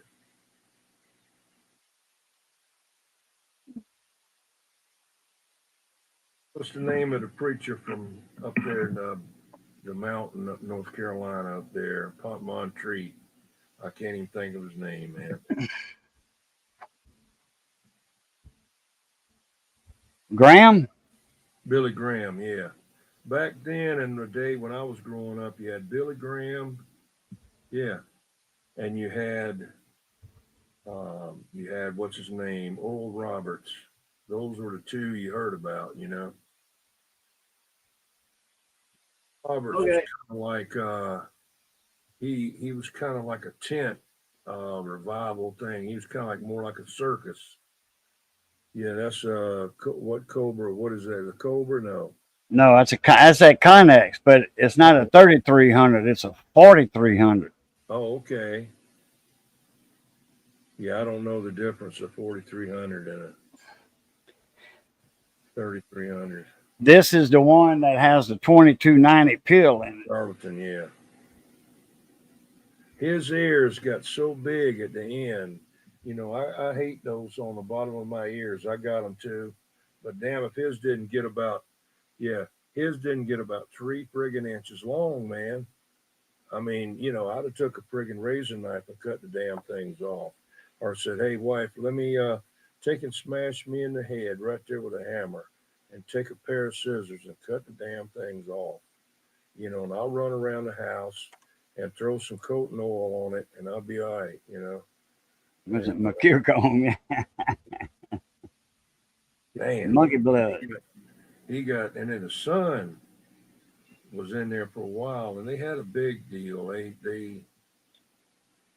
you know, but I seen him one time. He come down to where GEX was in Charleston. There was a big old parking lot there, field, and the circus used to come there too.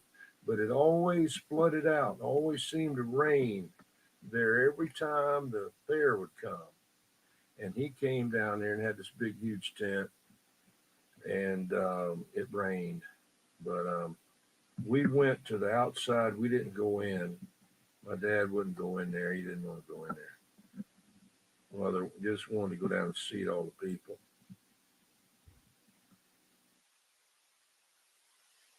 Got six bands on it. It don't have the H band. It's all right, little radio. It puts out. It's got high power because it's got that fins on the back. Yeah, the heat sink. Yeah, it's got the 2290 in it. It'll swing 150 watts. Wow.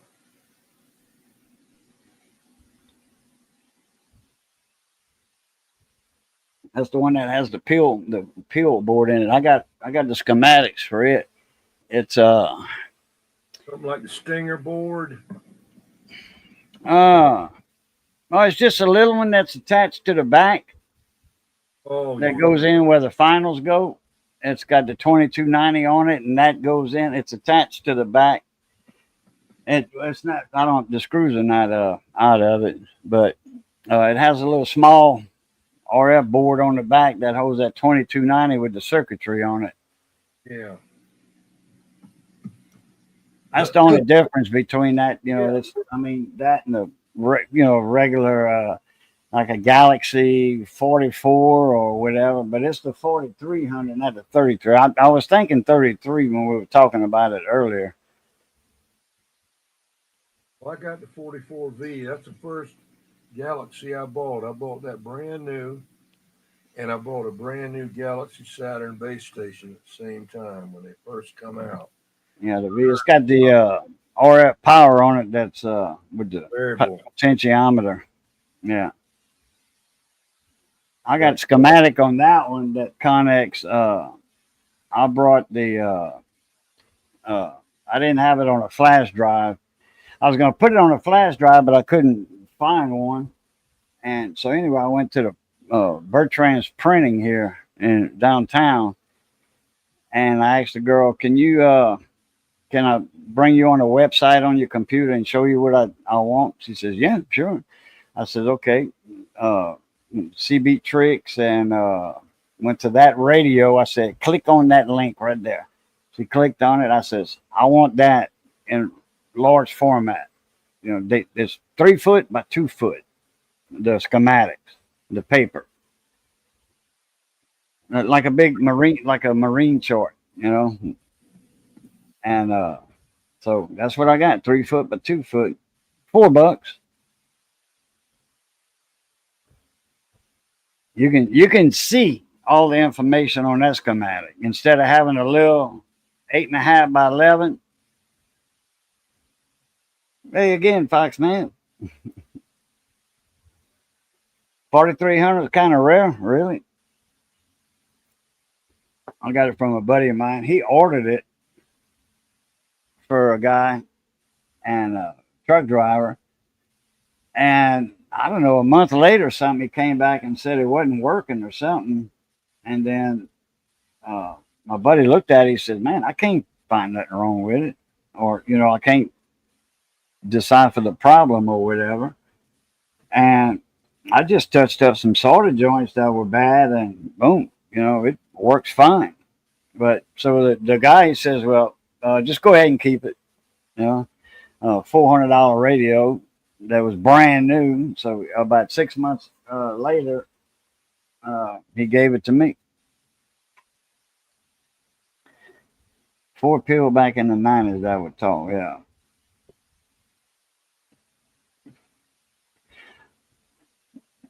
Just saw what happened today and before 4 o'clock p.m.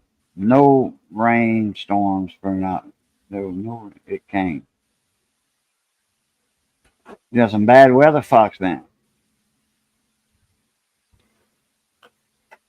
Is that the one when your tree went down? With your antenna in it? I didn't know he had. I thought he had it all on top of the beam and the ground plane and up on top of the beam with 1,000 guy wires on it.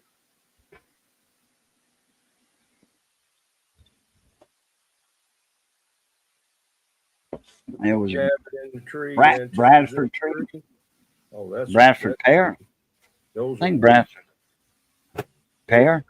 Those things will break off. No, they're weak. They're like a weeping willow tree, man. Really? Oh, you mean a cedar tree? That aromatic cedar tree? Yeah. You know, they real gnarly grain and all that. Yeah. They brittle, man. You can tell when a hurricane comes down here.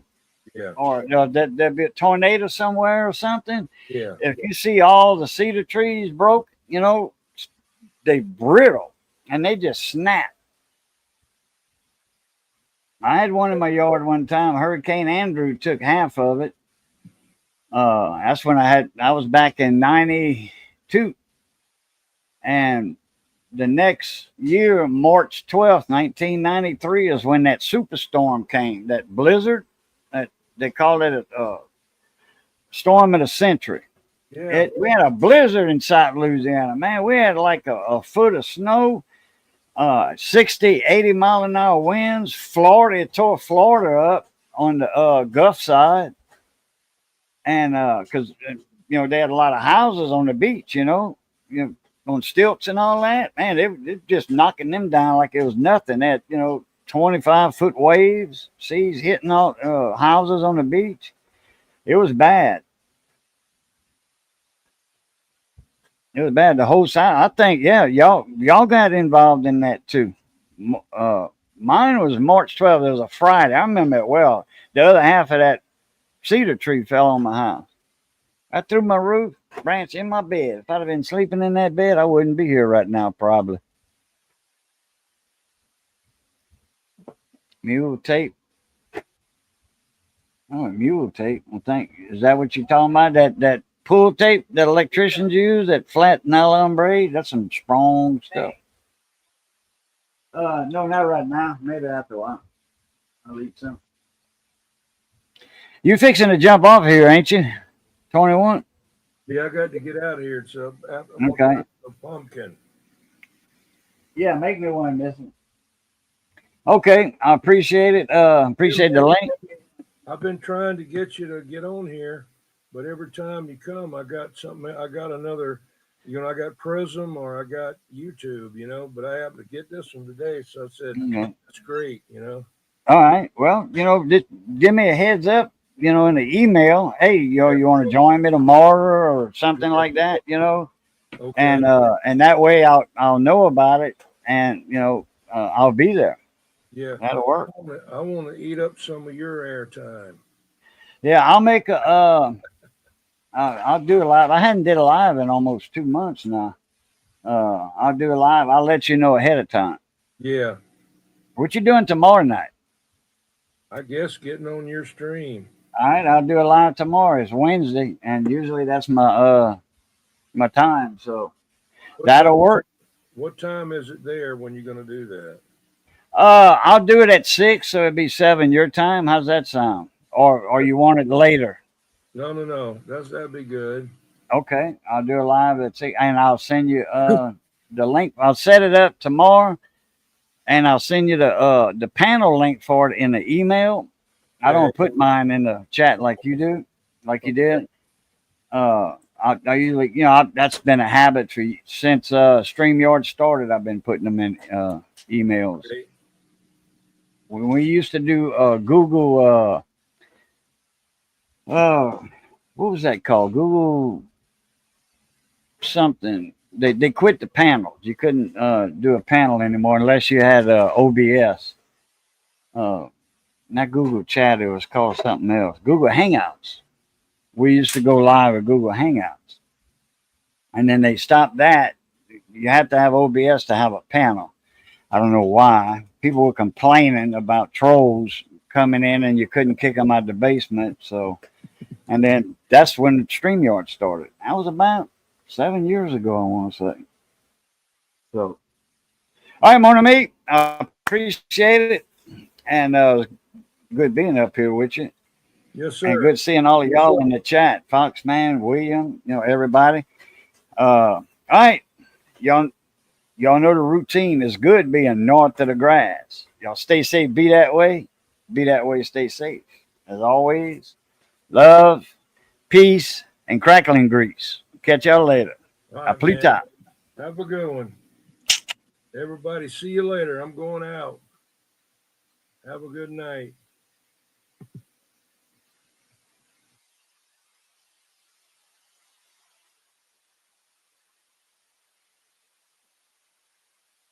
Dallas can't come down there, Fox, man. Way up there working on a thing up in.